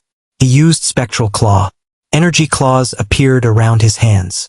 I can feel that I can circulate the mana much more smoothly, and it helped reduce the skill activation time from 3 seconds to 1 second. The improved mana circulation made him feel as if his body was made of clouds. Show me my stats. Strength, 41-47. Agility, 60-69. Constitution, 45-50. Spirit power, 66-76. Mana, 71-82. The stats increased by 15% instead of just 10% that the principal said. I guess having a higher talent improves absorption ability. Isaac looked down at his clothes. They were covered in a black tar-like substance. The tar was probably the impurities that were expunged from his body after he consumed the potion. The bedsheet had been soiled. Just when he was about to take off the bedsheet, a screen popped up before his eyes. Your wife, Emily Warren, has digested body tempering potion, mortal grade. Share? Even this can be shared? Isaac muttered in surprise. He realized Emily had returned to her room in a hurry not because she was sad, but because she wanted to consume the potion. It would help her grow stronger and allow her to protect Isaac. Would sharing this have any effect? The principal said we can consume the potion only once in each rank. He clicked the share option with apprehension. His doubts were answered immediately. A soothing warmth appeared in the center of his abdomen. It slowly spread throughout his body. I see what I shared was the benefits of Emily's potion, not the potion's content. It's like the difference between sharing the knowledge of the exam and sharing the marks we get on the exam. Isaac closed his eyes and tried to sense the flow of mana within him. The river of mana within him was tranquil. It flowed with calmness and did not let a single drop splash, as it would have led the mana to leak from his body. He activated Spectral Claws. The skill activated in half a second. The activation time had been halved again. Isaac checked his stats with a smile. Strength, 47-52. Agility, 69-76. Constitution, 50-54. Spirit power, 76-84. Mana, 82-90. My stats increased by another 10%. It must be because Emily gained a 10% boost from the body tempering potion. She must have not been able to consume the entire potion like Isaac due to the difference in their talents. System. Show me Emily's stats. Stats share. Strength. 23-25. Agility. 41-45. Constitution. 27-30. Spirit power. 46-51. Mana. 61-67. As I thought, her stats increased by 10%. He looked at the share option and grinned in anticipation. Share. Strength. 52-54. Agility. 76-80. Constitution. 54-57. Spirit power. 84-89. Mana. 90-96. Isaac could feel himself growing stronger, faster, and more durable. The addictive rise of strength made him smile. After a simple calculation, he found his stats increased by roughly 20%. All he had done was drink one potion and share the effects of potions from Emily. According to the stats I told the vice principal, she said I was on par with early elite rank awakeners, which are level 21 or level 22 rank awakeners. I don't know how many stats elite rank awakeners get with each level up, but I should be able to fight level 24 awakeners with this. Only now did Isaac realize he had downplayed his stats in the morning when he thought he could fight early adept rank awakeners. He made the mistake as he didn't know how many stats each rank got with a level up. Smiling, he took another shower and washed the bedsheet before laying another bedsheet in its place. He hung the washed bedsheet on the balcony to dry. While he could use the laundry, he was more used to washing his clothes by himself. He opened the window to air the room. The black tar that his body expunged had a strong smell, and it made his room uncomfortable. Just then, a white ball of light came through the wall that was connected to Emily's room. The creature had a thin, hair-like tail, and a tiny ball 1/10 of its body size was attached to the end of the tail. It had similarly thin arms with which it gave him a small white paper. I digested the body-strengthening potion. It was sweet and made me feel light. Isaac read the letter. Why is she telling me this? He chuckled. I guess I'll write something back to her. He wrote, Me too. But mine just stinks. The ball of light, which Isaac assumed to be a wisp, a spirit summoned by Emily through her phantom parade skill, took the letter back. Isaac could imagine Emily giggling after reading his note. The ball of light returned a few seconds later. I noticed. He laughed, knowing she meant the bedsheet he had hung on the balcony. Not that he smelled so bad that it reached his room. The two exchanged letters until a few hours later when the ball of light suddenly disappeared while it was in Isaac's room. He realized Emily must have fallen asleep, which cancelled her spell. Come, Wisp. He summoned his own Wisp. After sending a good-night note to Emily, he called back his summon. I bet she is going to be confused when she sees the note in her room and wonders how she doesn't remember her Wisp carrying it back. He thought with a smile. Unlike Emily, Isaac was not feeling sleepy. The boost of stats and improvement in mana circulation made him feel energized. He grabbed his soulbind pendant and willed to enter it. His consciousness blurred for a split second. The living room where he appeared was large. Sunlight entered through the windows, and a gentle breeze went around. Isaac noticed a few empty potted plants at the windowsill and the porch. He shifted his gaze to the box placed on the table that was present in the center of the room. Random box. I wasn't able to open this yet. He grabbed the random box he had received from the system after his first night with Emily. Open. The box shone and transformed into a hoe. It had a wooden handle with a sturdy metal blade at the end. The hoe looked normal but carried an ancient, powerful aura. Harvest Bane. Mystic grade. Upgradable. Can harvest all crops instantly and grant 5x yield.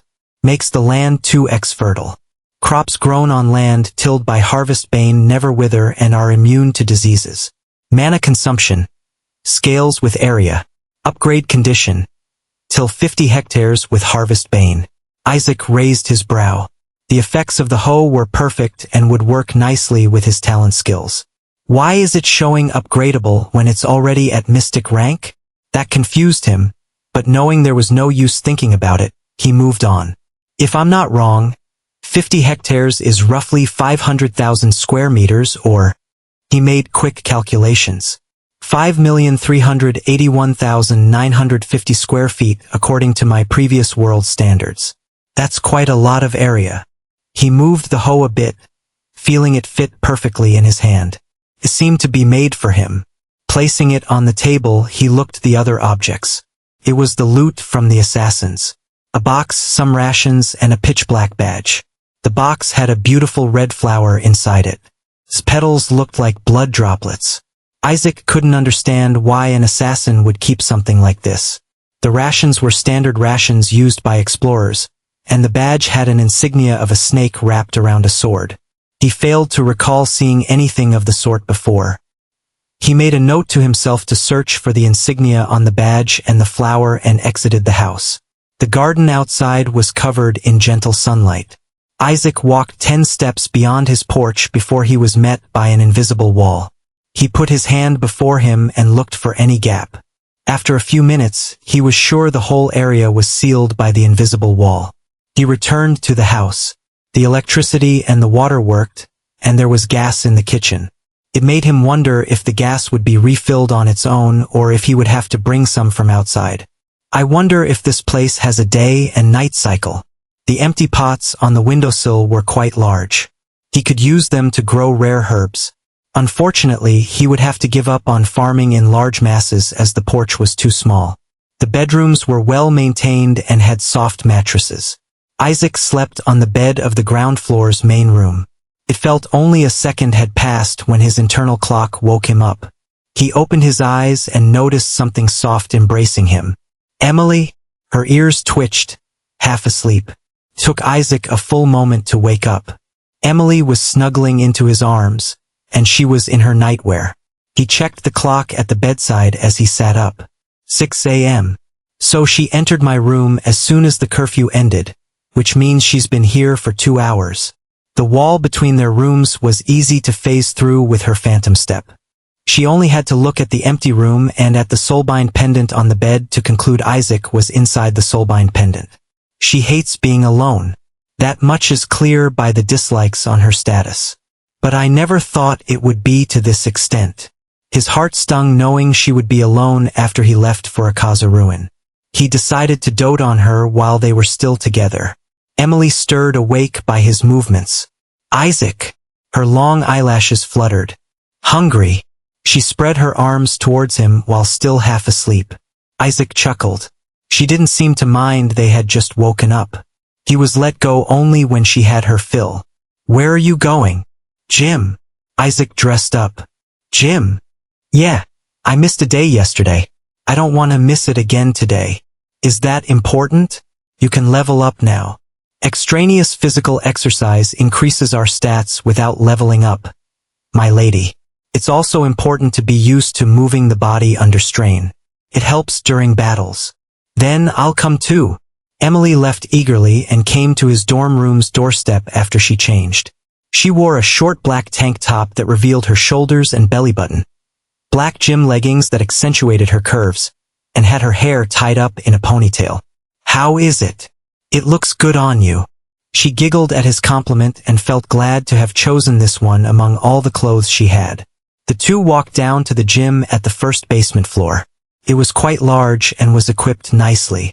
The staff member at the door entered their names in the register before they were allowed entry.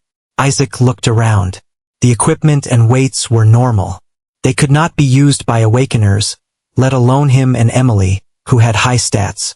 Just then, the door opened, and Professor Catherine Lorraine entered. Her gym clothes were quite similar to Emily's, and Isaac had a sneaking suspicion it was because her likes and dislikes had rubbed off on Emily during the time they had spent together in the past. Even in similar clothes, she had a different, mature charm compared to Emily. Her sharp golden eyes stared at Isaac with amusement. The black sports bra clung to her curves and didn't leave much for the imagination. Isaac noticed the gym staff member at the door staring at her long, shapely legs with a faint blush. Professor Catherine whispered to the staff member before sending her out. Fancy meeting you two here. It's quite a coincidence. Yeah, sure. You came to the student dormitory's gym early in the morning by coincidence. Don't sweat the small details, Isaac. Ladies don't like a man like that. Isaac had the urge to roll his eyes. She knew his timetable since the apartment and the building he used to live in was owned by her. They used to go gym together. Her appearance at here was deliberate. Why are you in our gym? The vice principal sent me to show you to the ropes. Your diet and exercises need to change now that your stats have increased. She went towards the shelf next to the right side wall of the gym and brought back 2 bracelets. Wear these. Isaac and Emily both took one. They felt a sudden weakness wash over them as soon as they put the bracelet around their arms. Isaac checked his status and found his stats had been sealed to 10. Only spirit power and mana were left normal. The university can provide you machines to train with at your current stats. However, training while lowering your stats will put more strain on you, and the stats you gain this way will be higher. It's something we learned after years of experimentation. Professor Catherine noticed Isaac's gaze at the bracelet. She knew what he was thinking. Would these be usable to restrain enemies? Seeing that he never changed brought a smile to her face. These physical stat restraining bracelets are delicate. They can break if you put even a tiny amount of mana into them. It's good for safety since you can simply use mana to remove the bracelet when you are about to get injured due to a heavy weight. However, that also means they cannot be usable for restraining anyone. The workout was mainly Professor Catherine guiding them with better forms. She offered to prepare a diet and the exercise set for them later. Isaac couldn't help but be amazed by her knowledge and get irritated at the same time. So she used to follow me into the gym back in our apartment, see me work out, knew she could have given good advice and still kept silent. He did not show the disappointment on his face, which let down Professor Catherine. With Professor Catherine's guidance, his strength increased by 1. He couldn't help but be surprised. He has a strength stat of 8 before he used system or leveled up. His years of hard work at gym had earned him 8 stat in strength. Just a single day of Professor Catherine's guidance gave him +1 strength stat. The effect of her guidance was as clear as day. Maybe the food I ate yesterday has a hand in this too. The food here must be made from monsters' meat and vegetables rich in nutrients and mana. Those things are good for growth. He told about the stat increase to Professor Catherine. You gained a strength stat already? Yes, it must be because of the diet. The diet wouldn't show its effect so fast. This must be a result of your talent. The higher someone's talent rank is, the faster they grow. They returned to their rooms after the gym and decided to meet up in Isaac's room. Professor Catherine brought breakfast for Isaac, Emily, and herself to the room with the help of a dorm staff member. They used the table in the room and brought extra chairs from Emily's place to have something to sit on for all of them. Isaac had a full meal, the same as Professor Catherine and Emily.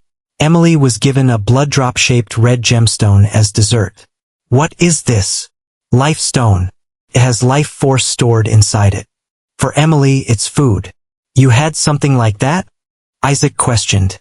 I got my hands on it quite recently. From where? Isaac pressed. The blood drop-shaped gemstone reminded him of the red flower he found in the box on the assassins' corpses. From the assassins who attacked the Radiant Crest Academy. This gemstone is a byproduct of the death blood flower. It's a rare flower that grows by eating corpses completely, and it used to sell for quite a bit until recently. The assassins had it on them. I don't need to explain why, do I? She said. Isaac nodded. The flower was a perfect tool to dispose bodies. This reminds me, why are you here? Don't you need to do your job at the Radiant Crest Academy? I came here because I missed my dear Isaac and couldn't live without him.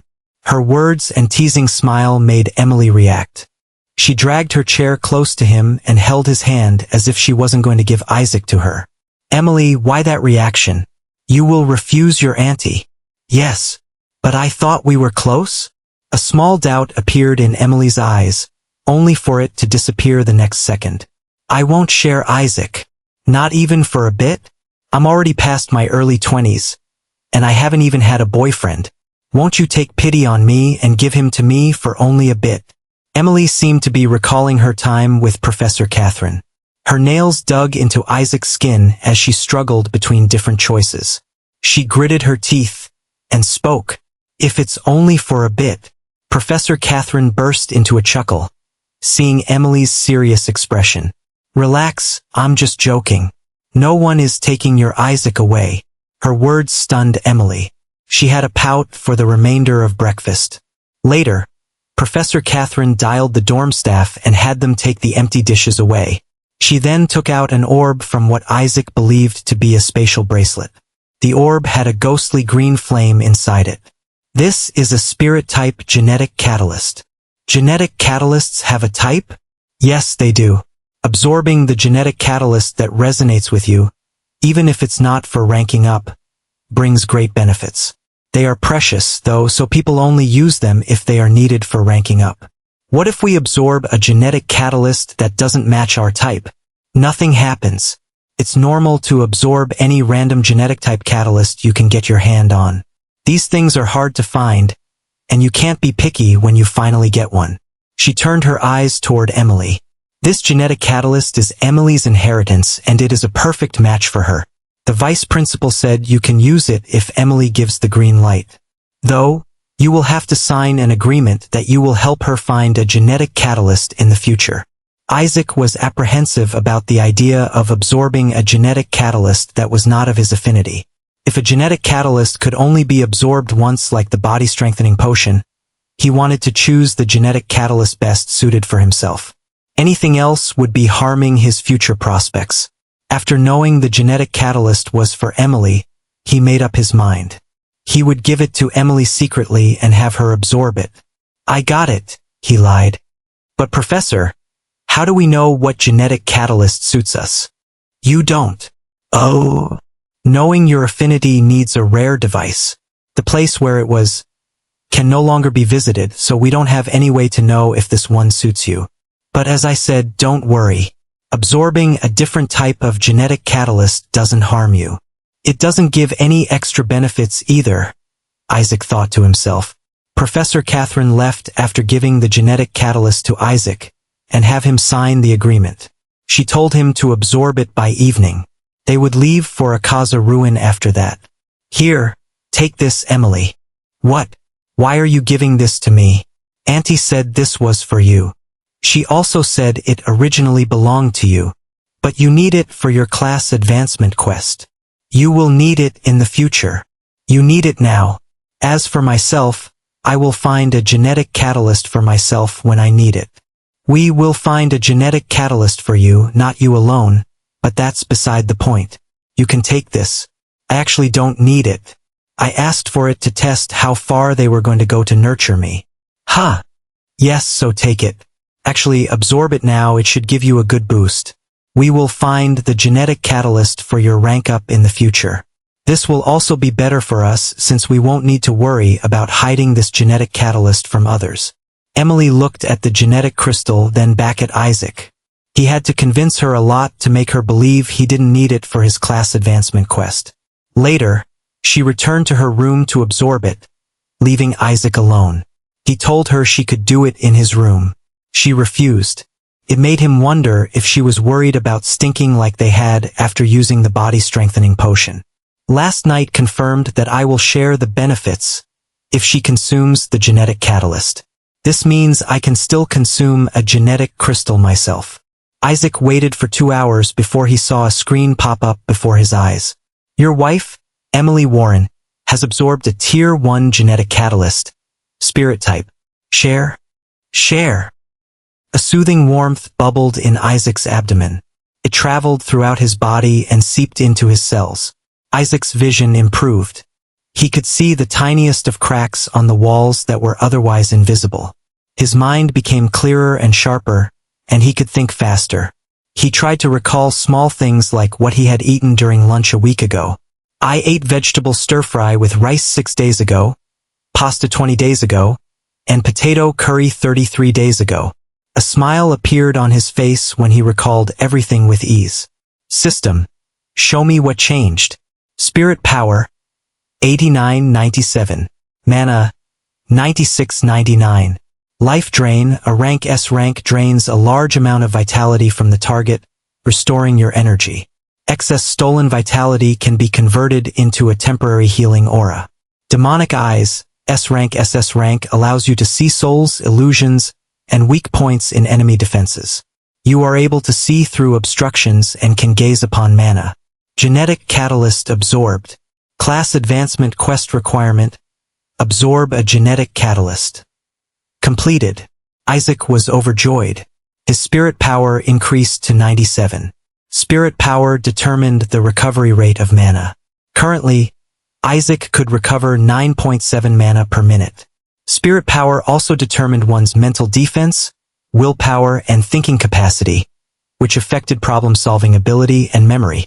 A higher stat would make Isaac resistant to attacks that could affect the mind. His mana had also increased to a whopping 99. The best gain is the skills. I never thought skills could be ranked up. Isaac stepped into the balcony of his dorm room on the 4th floor and used life drain. The grass next to path leading to the dorm building began to shrivel up. The range increased by 4 times. He then activated his demonic eyes. He could see faint threads floating in the air, which he thought to be mana. Turning his head, he noticed he could see through walls, and as he laid his eyes upon Emily in the next room, the skill made her clothes see-through.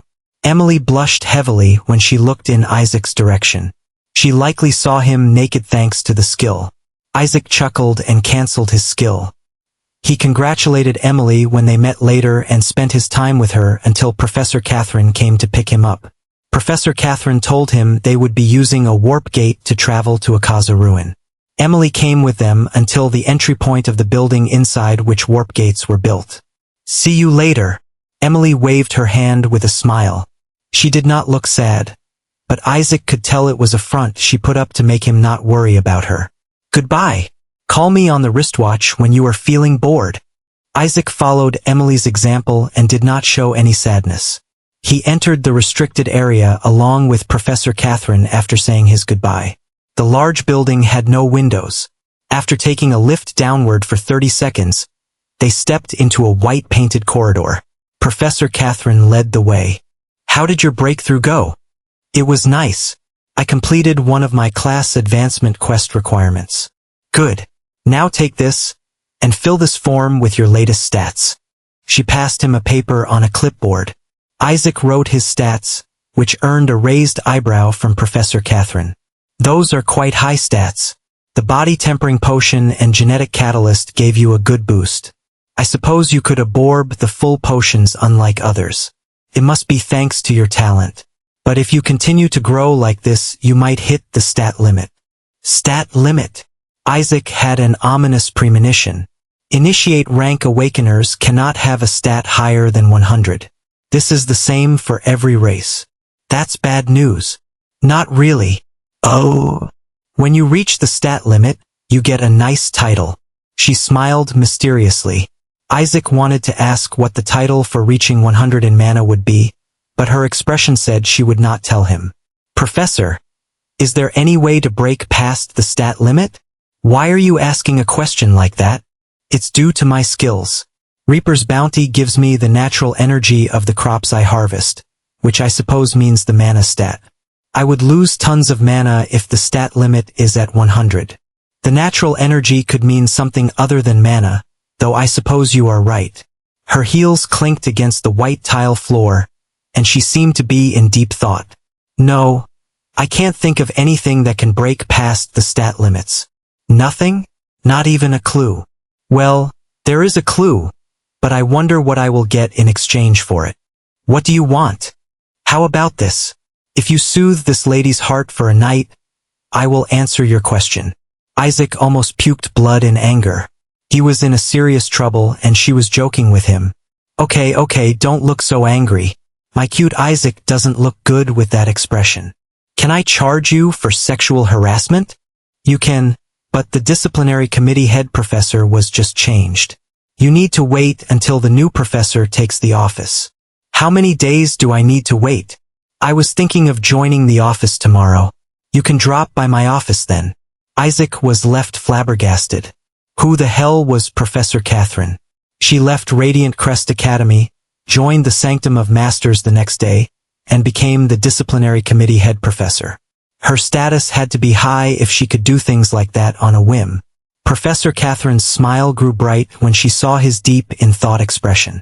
They entered a hall through the corridor. Its size was larger than a football stadium, and it had 4 large platforms. A dark cloud floated above each platform, and quite a few people were present in the area, each busy with their own task. Professor Catherine and Isaac approached the platform on the far right side. On the way, her expression became serious, and she spoke to him. Whether they are low-rank species, mid-rank species, or high-rank species, all have the stat limit of 100 for initiate rank. But in the past, there was a higher rank species above high-rank species, the apex rank species. It is said that apex rank species could have up to 1,000 stats in initiate rank. However, they were wiped out during the early stages of the apocalypse, and we can never know the truth, she explained. Is this the clue you were talking about? That's useless for me. Is it? Maybe you have the bloodline of an apex species like dragons. That would explain your high talent, she said, her teasing smile back. What are you two talking about? The woman in front of the platform asked. She had dark blue hair that almost looked black under the dim lighting. Her stoic expression and tall figure gave off a contrasting charm with her feminine grace. Isaac could not take his eyes off her. He was not staring at her due to her beautiful figure and face, but because he felt he had seen her somewhere. I'm Leora Nis, a 4th-year student, and I've been appointed as your bodyguard. Good to meet you. I'm Isaac Hargraves. He shook hands with her. Leora is champion rank. She will be your maid from today and take care of all your needs while protecting you, Professor Catherine said from the side. Isaac could not hold back his surprise. Talented students would reach adept rank during the second half of the first year. They would become elite rank somewhere by the end of the second year. Elite rank was the limit of most talented awakeners. They would remain stuck at it for their lives. Only the geniuses could go beyond elite rank. These geniuses would reach master rank by the time of their graduation, which meant the last months of their 4th year. Leora was a prodigy to have reached champion rank while the 4th year was starting. Is it okay to have someone as important as her be my bodyguard? It's for her training too. At her rank, she needs to train against powerful enemies. But they aren't easy to find unless you go deep into the wilderness. By staying with you, she can fight the enemies who could come after your neck. It's a safer option than entering the wilderness. Isaac nodded. He looked at Leora with a new light. A screen suddenly popped up before him. Eleanor Weiss. Age: 167. Rating: 97. Personality: dignified, unbreakable will. Status: feeling smug that you cannot see through her disguise despite being an SSS plus rank awakener. Slightly grumpy that her position was degraded from bodyguard to maid by Catherine. Isaac had to look twice to make sure his eyes were not playing a trick on him. You are staring quite hard at her. I guess it's because this is your first time seeing her. Professor Catherine questioned. He almost spoke yes when suddenly he realized it was her trap and shut up. If I said yes, her lie detection would tell her that I lied. It will be the same as saying I have seen her before. I highly doubt Leora Nizi existed until 2 days ago. My lie will reveal I know Leora is Vice Principal Eleanor. Isaac felt wronged. Why was this damned Professor Catherine always laying traps for him? She did it so naturally that he almost always got tricked by her. Thankfully, he was getting used to her traps and was able to avoid it this time. I was just surprised to hear that a fourth-year student reached champion rank, Isaac answered. Is that so? Professor Catherine smiled. She let go of the topic and moved away to talk with the technician who would handle the warp gate. The warp gates were all built by the Lost Civilization. Every fortified city have warp gates and they connect the adjacent cities. These warp gates are how we locate the new cities, Leora explained. By the time she finished explaining, Professor Catherine returned. The coordinates have been set. We can go now. She climbed the steps and stood in the center of the platform. Leora and Isaac followed her. The technician, who was mashing buttons on a giant box with hundreds of buttons, gave them a thumbs up. Just keep walking. Oh. Before Isaac could question the meaning of the technician's words, the dark blue cloud that was above their platform rumbled. It grew haphazardly towards the ground and swallowed Isaac, Leora, and Professor Catherine. Isaac looked around. His vision was blocked by the dark clouds, and he could barely see beyond his arms. Don't worry, just keep walking. Professor Catherine's voice echoed. Isaac could not pinpoint where the voice was coming from, but he followed her advice and marched straight ahead. After 10 seconds of walking, he stepped onto dirt ground. Wisps of fresh air hit against his clothes. Dozens of people were busy with their tasks. Some shouted commands, while some controlled gigantic robots the size of a house to carry huge containers.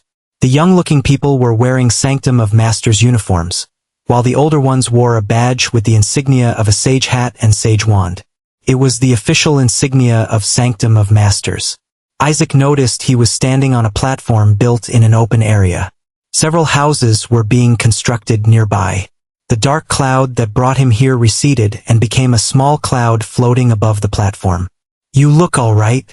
He turned towards Leora. She was inspecting him with a curious gaze. When someone enters the warp gate for the first time, they feel nauseous due to the high mana density present inside the warp gate.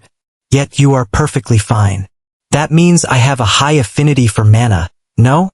Yes, you are right. I suppose it's my fault for still being surprised by this very you-like event. Leora shook her head and stepped down from the platform. Her words had a huge slip-up, but Isaac knowingly ignored it. Professor Catherine was already waiting for the two of them below the platform. A massive man in military combat uniform stood next to her. He had a shield and a spear on his back. Welcome to the Sanctum of Masters' stronghold in Fortified City 89. I'm Magnus Velt, the leader of this stronghold. He spoke in a deep, gravelly voice. Isaac Hargraves. Ha ha ha. I know your name. It's quite a trendy topic these days. You should know how excited the people here were to meet Dash. He stopped speaking and pressed his mini earpiece. Hold the line. I will be there shortly. He spoke to the earpiece before turning to Isaac. I apologize, but I need to return to the front lines. As for your accommodations, You can choose the farmland anywhere, and we will build your house next to it. He shook his hand with Isaac before taking his leave. General Magnus is a LV 50 champion. He is one of the strongest leaders of our fortified city 50. Honestly, it's surprising he treated you so nicely. General Magnus normally hates upstarts like you who are given preferential treatment due to their talent, Professor Catherine said. General Magnus is an old friend of the principal of Radiant Crest Academy. I believe the principal must have praised Isaac's work ethic, which is why General Magnus likes him, Leora suddenly said. Isaac looked at her weirdly. Did she forget she was in disguise? A student wasn't supposed to know personal information of higher-ups like that. Leora seemed to have realized what she said. She coughed and said, I was told this by Vice Principal Eleanor Weiss. She is a good friend of General Magnus. Let's go and check which land you would want, she hurriedly added before he could point out the holes in her logic. Isaac shook his head and followed her along with Professor Catherine. The stronghold had over 2,000 combatants and 400 non-combatants. They had created wooden buildings to serve as their camps, and they were slowly turning the area into their base. Sanctum of Masters' stronghold is roughly 10,000 hectares. You can choose any place to serve as your base. Since your skills are low level, you will have to do with a farm of 0.5 hectare. Isaac nodded. 0.5 hectare is roughly 5,000 square meters or 54,000 square feet. The farm size was big enough for him. Anything larger, and he wouldn't have enough mana for the whole field. Which place do you like? Professor Catherine asked after the tour. How about that one? Isaac led them to the far west side area of the stronghold. His Seed of Providence skill told him this area was the best in the stronghold to grow crops. It was rich in nutrients and the land was easy to tilt. Can't you choose something else? Leora questioned with a frown. Why? This place is near the border of our stronghold. A farm here will leave you prone to attacks from outside. Isaac had a pondering expression before he shook his head. This place is rich in nutrients and it is good for crops. Other places aren't half as good as this place. You don't need to worry about the soil at other places having low nutrient content. The land in the fortified cities is rich in mana, and the mana can compensate for the lack of nutrients, Leora explained. Then that's all the more reason to choose this place. With high mana content and naturally rich soil, the crops will be healthier at this location. Leora's brows furrowed. She was deep in thought. Okay, then we will choose this place. Professor Catherine spoke up with a smile. She left to bring back construction workers and left behind Leora and Isaac. I will start tilling the farm, Isaac said. A light flashed through his pendant and flew over his hand, transforming into the harvest bane hoe. Leora was surprised. Where did you get that? I was able to summon this when I reached level 10. Is it a skill? No. Where did it come from? I don't know. Isaac put on his most genuine expression. It was suddenly with me. I am confused myself. Leora stared at his sincere eyes and believed he was saying the truth. She took out a notepad. What are you doing? Noting down your abilities. SSS Plus rank is a first in the history. We need all information we can get to create a proper curriculum for you. Isaac tilled the soil. The hard soil became soft under the hose effect. He did not feel any substantial drain on his mana pool as he worked. The process made him wonder if the mana consumption was linear or parabolic. He became absorbed in the process and only stopped when he had tilled the entire land. Ha! Somehow this feels refreshing. He wiped the sweat and placed the hoe over his shoulder. Leora, can I get some seeds? His mouth clamped shut when he saw the 3-story house next to the field. It was not there when he started farming. Professor Catherine sneaked behind him after noticing his work was done, and whispered into his ear. Surprised? Yeah, somewhat. He moved away from her. Professor Catherine pouted when he did not show much reaction to her whispering in his ear. If it was when he had moved into the apartment, he would have been flustered. Here, got something for you. She tossed the sack his way, and Isaac caught it, feeling the weight of seeds shift inside. They are ration crop seeds. Each plant grows 10 fruits, and each fruit's enough to keep you going for a day. They taste like mud, fair warning, but they are the best for cost-performance ratio for ruin explorers. Isaac opened the sack and peeked at the dull gray seeds. By the way, I'm clocking out for today. I'll be back tomorrow, and I'll bring some gym equipment for you. She gave him a quick wink, then waved a hand. Leora's staying here to keep an eye on things. Don't run her ragged. Okay? Isaac nodded. He watched her go, then turned back to the field, adjusting the hoe on his shoulder. Before he could get started, Leora's voice broke through the quiet. Isaac, you should meet her. A woman came up to him along with Leora. Her tan skin was dusted with sawdust, and her worker's overalls were practical and worn. Her curly hair was barely held back by a bandana, and she had a confident look in her eyes. Isaac, she is the one who built your house. Name's Mara, chief constructor round these parts. Built this beauty in record time, 3 hours, 22 minutes, and a half a sandwich break. You're welcome, by the way. Thanks for the house. It's impressive despite being built in such short time. Isaac shook her hand. Impressive? Mara slapped her knee like he'd just told the funniest joke. This ain't just impressive, kiddo. This is a goddamn masterpiece. Triple-layered oak, mana-infused beams for extra oomph, and a little something-something I threw in for fun. Second floor's got a trapdoor to the roof, for stargazing or hurling rocks at invaders. Your call. She winked, then pulled a wrench from her pocket and twirled it like a baton. Anywho, she's all yours. Don't break her too fast, yeah? I've got a rep to maintain.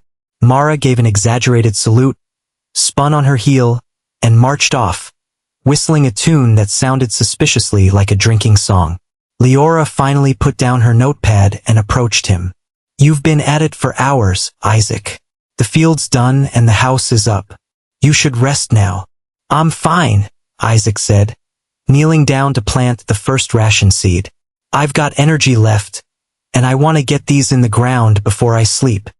He pressed the seed into the soil with a steady hand, starting a neat row. Leora frowned slightly, but more than anything she looked impressed by his diligence.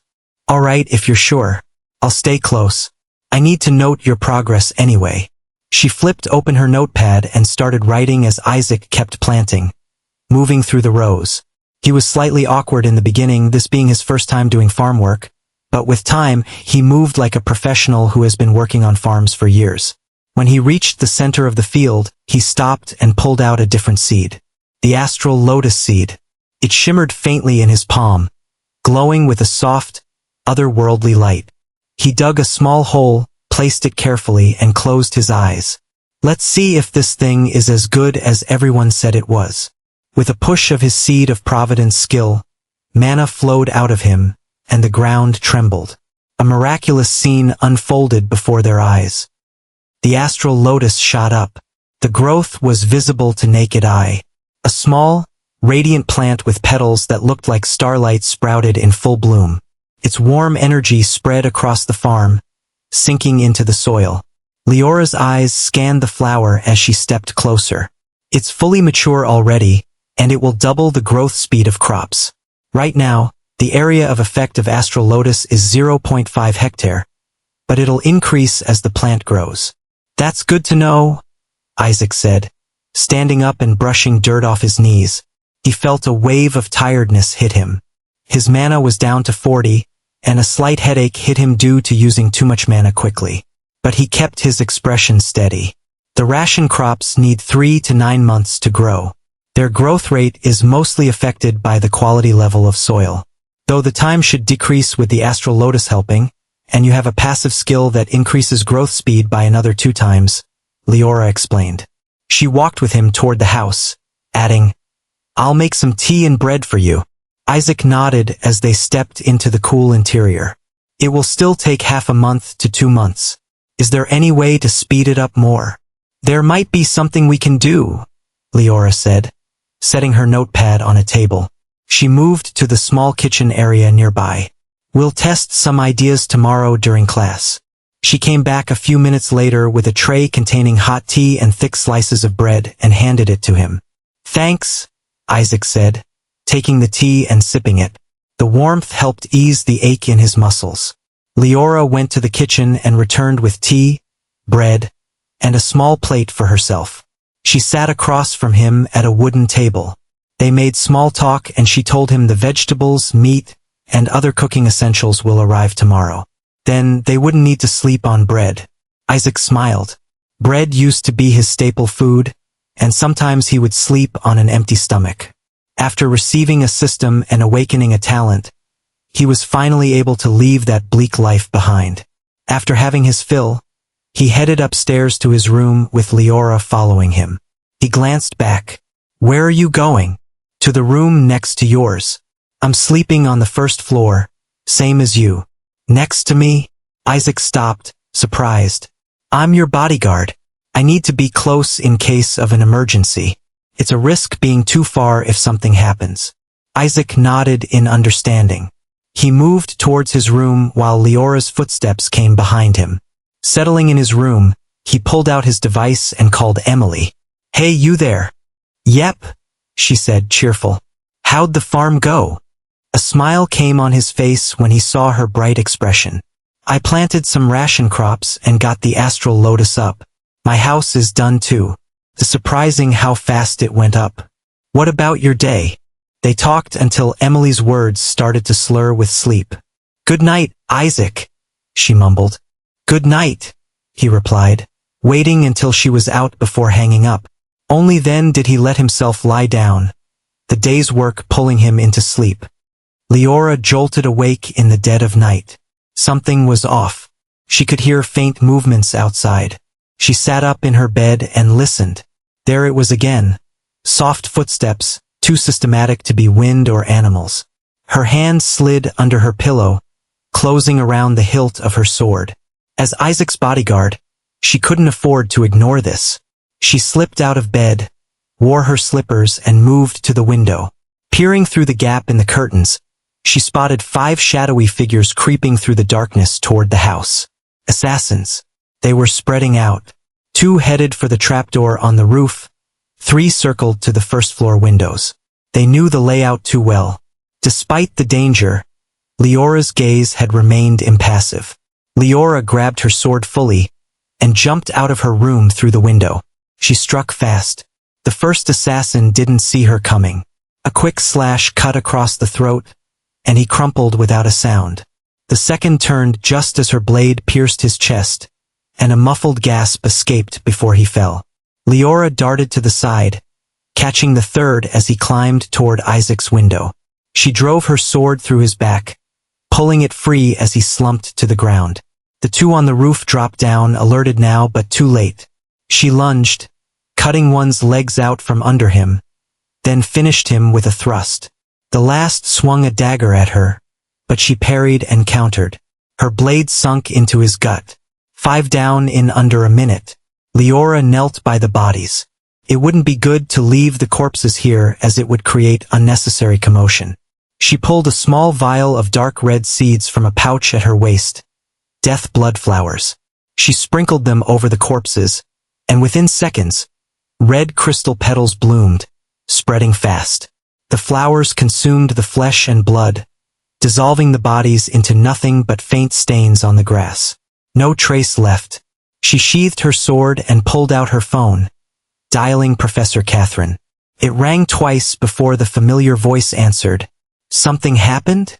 5 assassins just tried to kill Isaac. I've dealt with them, but they knew the house layout and aimed straight for his room. Only me, you, Isaac, and Mara should have the blueprint right now. Imprison Mara. She's the leak." "All right, I'm on it," Catherine replied. "I'll handle Mara myself. What about the bodies? Should I send a cleanup crew?" "No need.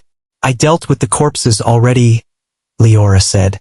"Tell me when you get any information from Mara." "Understood," Catherine said, then hung up. Leora scanned the night one last time. There were no more movements or traces of the fight. The death blood flowers had done their job. The ground was clear. She picked the new flowers into a bag and, with a graceful leap, entered into her room through the window. Her sword went back under the pillow. She lay down and closed her eyes. The next morning, Isaac woke to loud noises. He became alert, ready to activate his skills at a moment's notice. Assassins? Or did the monsters break through the border? The stronghold's edge wasn't far. There was a possibility the border had been breached. He peeked through the window to look at the scene outside, and his heart froze from the shock. His farm was bursting with fully grown crops. Tall stalks swayed in the breeze, heavy with round, fist-sized fruits that glinted faintly in the morning light. It wasn't possible. Leora had said the crops would take 3 to 9 weeks to mature, even with the Astral Lotus and Seed of Providence skills passive. This was overnight. Outside, the field was swarming with people. Military personnel in dark uniforms moved between the rows, inspecting the plants with handheld scanners. Fourth-year students from the Sanctum of Masters darted around, taking samples and scribbling notes. Everyone looked frantic, excited, and a little confused. Isaac pressed his face closer to the glass, trying to make sense of it, when a knock came at his door. "Isaac!" Leora's voice called, steady but urgent. "You need to come out. The crops, they're fully grown. That's why everyone's here." He pulled on his boots and grabbed the harvest bane hoe as he stepped into the hall. Leora waited just outside, her serious face softened by a hint of awe. "I checked the field at dawn," she said. "They were like this by then." "So 8 hours since I planted them?" "Yes." Isaac followed her downstairs and out the front door. The moment he stepped into the open, every eye turned to him. The chatter died down, replaced by a heavy silence. Military officers paused mid-step, students stopped writing, and even the wind seemed to hold its breath. A tall figure broke through the crowd, limping slightly as he approached. General Magnus, the leader of the stronghold, looked like he'd just come from a fight. His uniform was dusted with dirt, one sleeve torn, and a fresh cut marked his cheek. "Greeting, General Magnus," Isaac said. "Greetings," Magnus replied with a slight chuckle. "I came straight here when I got the report. Didn't even stop to clean up since I had to see this for myself. You've got every officer and scholar in the stronghold losing their minds over this." Isaac glanced at the field, then back at the general. "I don't get it either. They weren't supposed to grow this fast." Magnus let out a short, dry laugh. "Fast? Boy, this isn't fast. This is impossible. We've got crops here that should have taken months, and they're ready in a night. You've done something no one's seen before. This," he gestured to the field. "This is going to change history. Mind if I take a closer look with you?" "Sure," Isaac said, leading the way. The crowd parted as they walked, whispers following them. He stopped at the nearest stalk. The fruits hung heavy and ripe. He counted 12, not 10 like the ration seeds were bred for. 12 fruits per plant. That's 20% more than they're supposed to give. Isaac held the fruit. It was a smooth, pale orb about the size of his fist. He bit into it, and a burst of sweetness hit his tongue, crisp and refreshing, like a mix of apple and honey. His eyes widened. Magnus took a bite of his own, chewing slowly.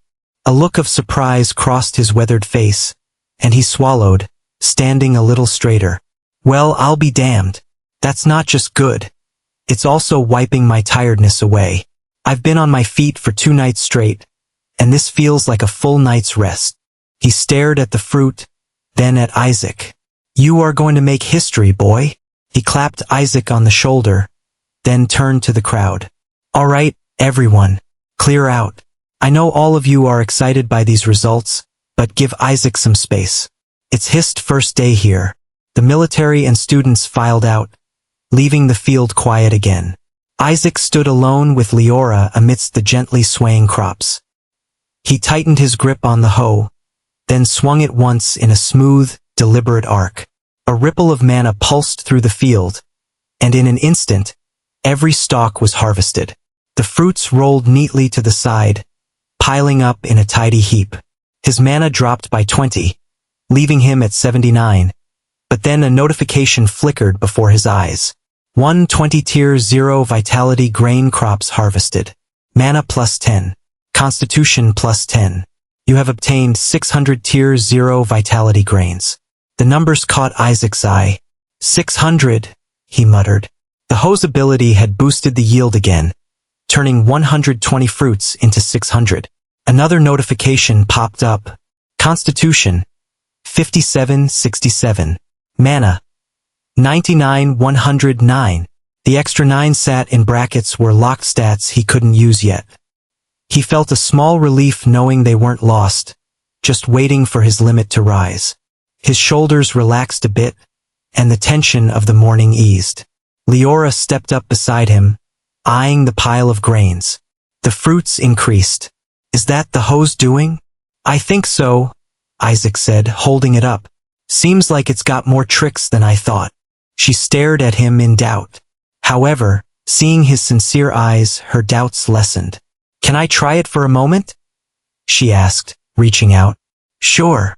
She barely touched the hoe before a sharp zap sparked her fingers, and the hoe flew back to Isaac's hand, settling there like it belonged. Leora pulled her hand back. It's a bonded item. These types of items can be used only by their users, she said, frowning. After making more notes, her serious face softened. While this is a big news, we need to look into your skills and understand the cause. For now, let's get these grains stored. I'll help. They hauled the grains inside and stacked them in a corner of the ground floor. According to Leora, the grains belonged to Isaac, and the Sanctum of Masters needed to sign a contract about distribution rights if they wanted to have the grains. Until then, Isaac could store them for himself. They had a shelf life of 5 years. Storing them was no problem. Leora, the Sanctum of Masters gave me this land for free, right? They're not going to take a cut of these crops or anything. No, they won't. The land was your scholarship benefit for choosing Sanctum of Masters over the other universities. The land and its yield are yours, no strings attached. Now, if you want to buy more land later, that's a different story. You'd have to negotiate terms then. Isaac nodded, relieved. Leora set her notepad down on a nearby table. That's settled then. I'll get to cooking. Some staff dropped off vegetables and meat this morning while you were still asleep. We'll have something better than bread today. She moved to the small kitchen area, pulling out a basket of fresh produce, carrots, potatoes, a slab of pork, and started prepping with quick, efficient motions. Isaac grabbed the harvest bane hoe and headed outside. The field was empty now, the vitality grains harvested, but the stalks remained. They were tall, dry, and useless for more fruit. They couldn't bear again, and leaving them would just clog the soil. He swung the hoe once, a smooth arc that sent a ripple of mana across the field. In an instant, the stalks were uprooted and piled to one side. His mana dipped slightly, but he barely noticed. His focus shifted to the seed of providence skill that hummed in his mind. A faint instinct tugged at him. These stalks could improve the land if used correctly. He stepped back inside the house. Leora, the stalks out there, can they be used as fertilizer? Yes, you can burn them. The ashes make good fertilizer. That's how these ration crops are usually handled after harvest. Burn them, spread the ash, and the soil gets richer. She didn't look up from chopping carrots. Perfect, Isaac said, heading back out. He grabbed a flint from a supply box near the door and set to work, piling the stalks in the field center. As he struck the flint, sparking a small flame, his wristwatch buzzed. He propped it on a rock. Emily's gentle smile appeared on the hologram floating above the watch as the fire caught. Hi, Isaac, she said. What's with the fire? You starting something big out there? Just working. The crops I told you about grew up by this morning. I harvested them earlier, and now I'm burning the leftovers for fertilizer. Her eyes lit up, and she tilted her head slightly. Oh wow, already? Didn't you say it would take a few weeks even with your skills? Yeah, I did. It looks like there was some sort of synergy between the skills, he said, watching the flame spread. There was quite a commotion about it. Even the general showed up. That's so cool. You're always doing amazing things. How's it going now? She giggled, a light, sweet sound. Improving the field, he said, nudging the pile with the hoe. How's your day? Oh, it's nice, she said, her tone warm. Just the usual, but I wanted to see how you're holding up. Looks like hard work. They talked as he worked. She told him about a book she'd read, a little story about her morning. By the time the stalks were ash, the call had stretched nearly an hour. Gotta wrap this up, Emily, he said as the flames died. Talk later. Sure, she said, smiling softly. Take care out there. Okay? Bye. She waved, and the screen went dark. Isaac spread the ashes across the field. The seed of Providence skill confirmed the soil's quality, ticking up with every pass. The air smelled of smoke and earth, and he felt a quiet satisfaction settle in. He was wiping sweat from his brow when a shadow loomed behind him. Professor Catherine strolled up with her usual grin, followed by a hulking robot carrying gym equipment on a flatbed. Sorry I'm late, farm boy, she said, hands on her hips. Had some work to wrap up. What kind of work? Oh, making sure my makeup was perfect. I had to look my best for my dear Isaac. She winked, leaning in just a bit. He rolled his eyes, but something in her tone felt off. Leora was tense this morning too, he thought. Something's up. Before he could press, the robot beeped, unloading its cargo, weights, a treadmill, a punching bag onto the grass. A few military personnel who'd tagged along started hauling it toward the house. Professor Catherine clapped her hands. All right, enough standing around. Go exercise and freshen up. Breakfast's next, then classes. I brought special materials for one of your class advancement quests, so don't slack off. Isaac glanced at the equipment, then back at her. Special materials?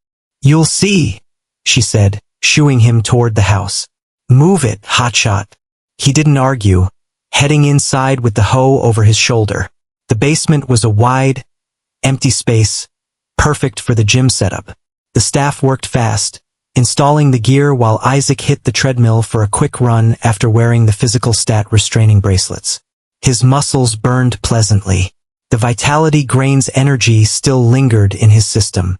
After a shower, he felt refreshed. Upstairs, the smell of food hit him.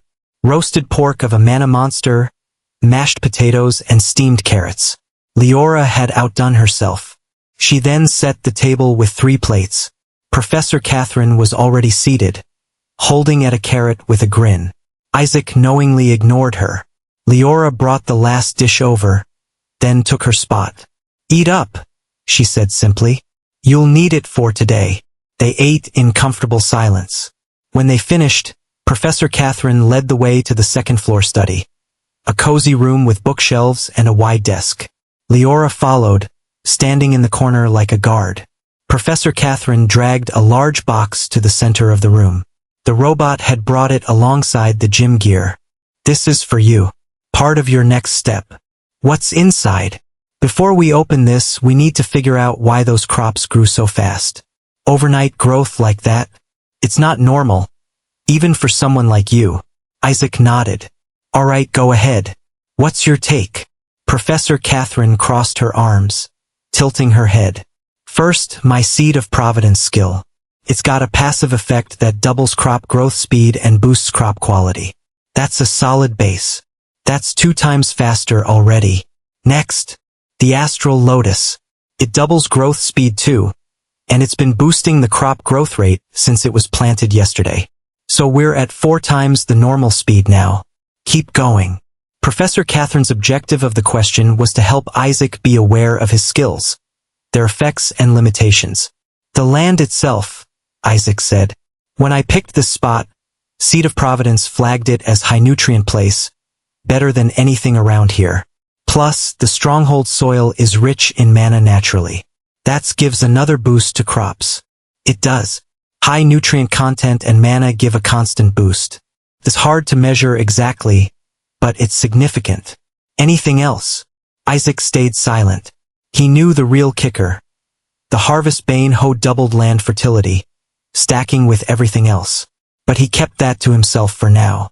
When he remained silent, Professor Catherine tapped her chin, thinking it over.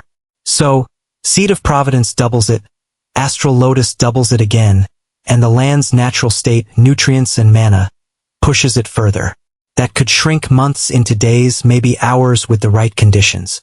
You picked a goldmine of a plot, Isaac. The synergy makes sense. Exceptional land amplified by exceptional skills.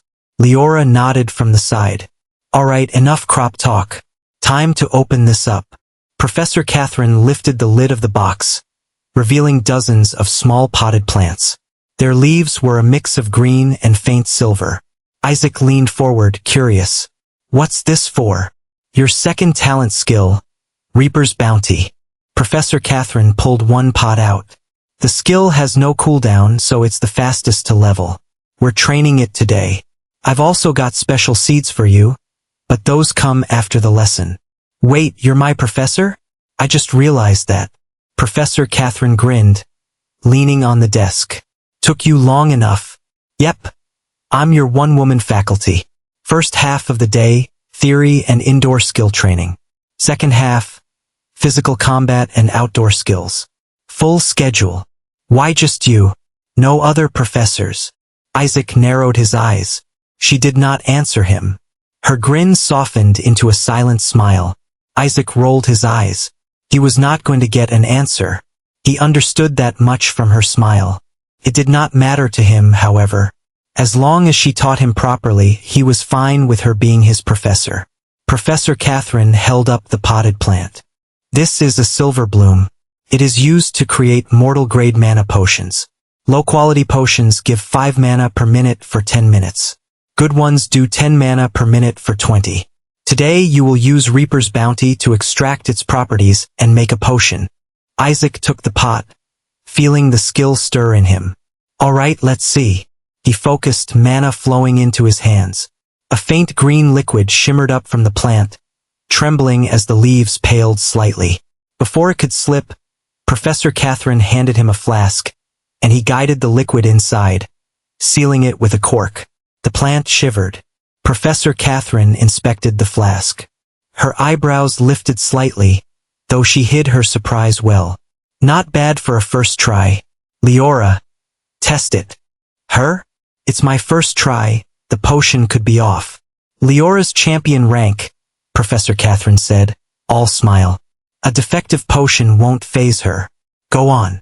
Leora stepped forward, took the flask, and downed it in one smooth motion. A minute passed.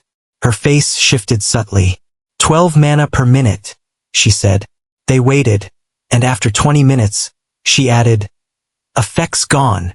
Professor Catherine nodded, impressed. The skill is level 1, and you're pulling 12 mana per minute for 20 minutes.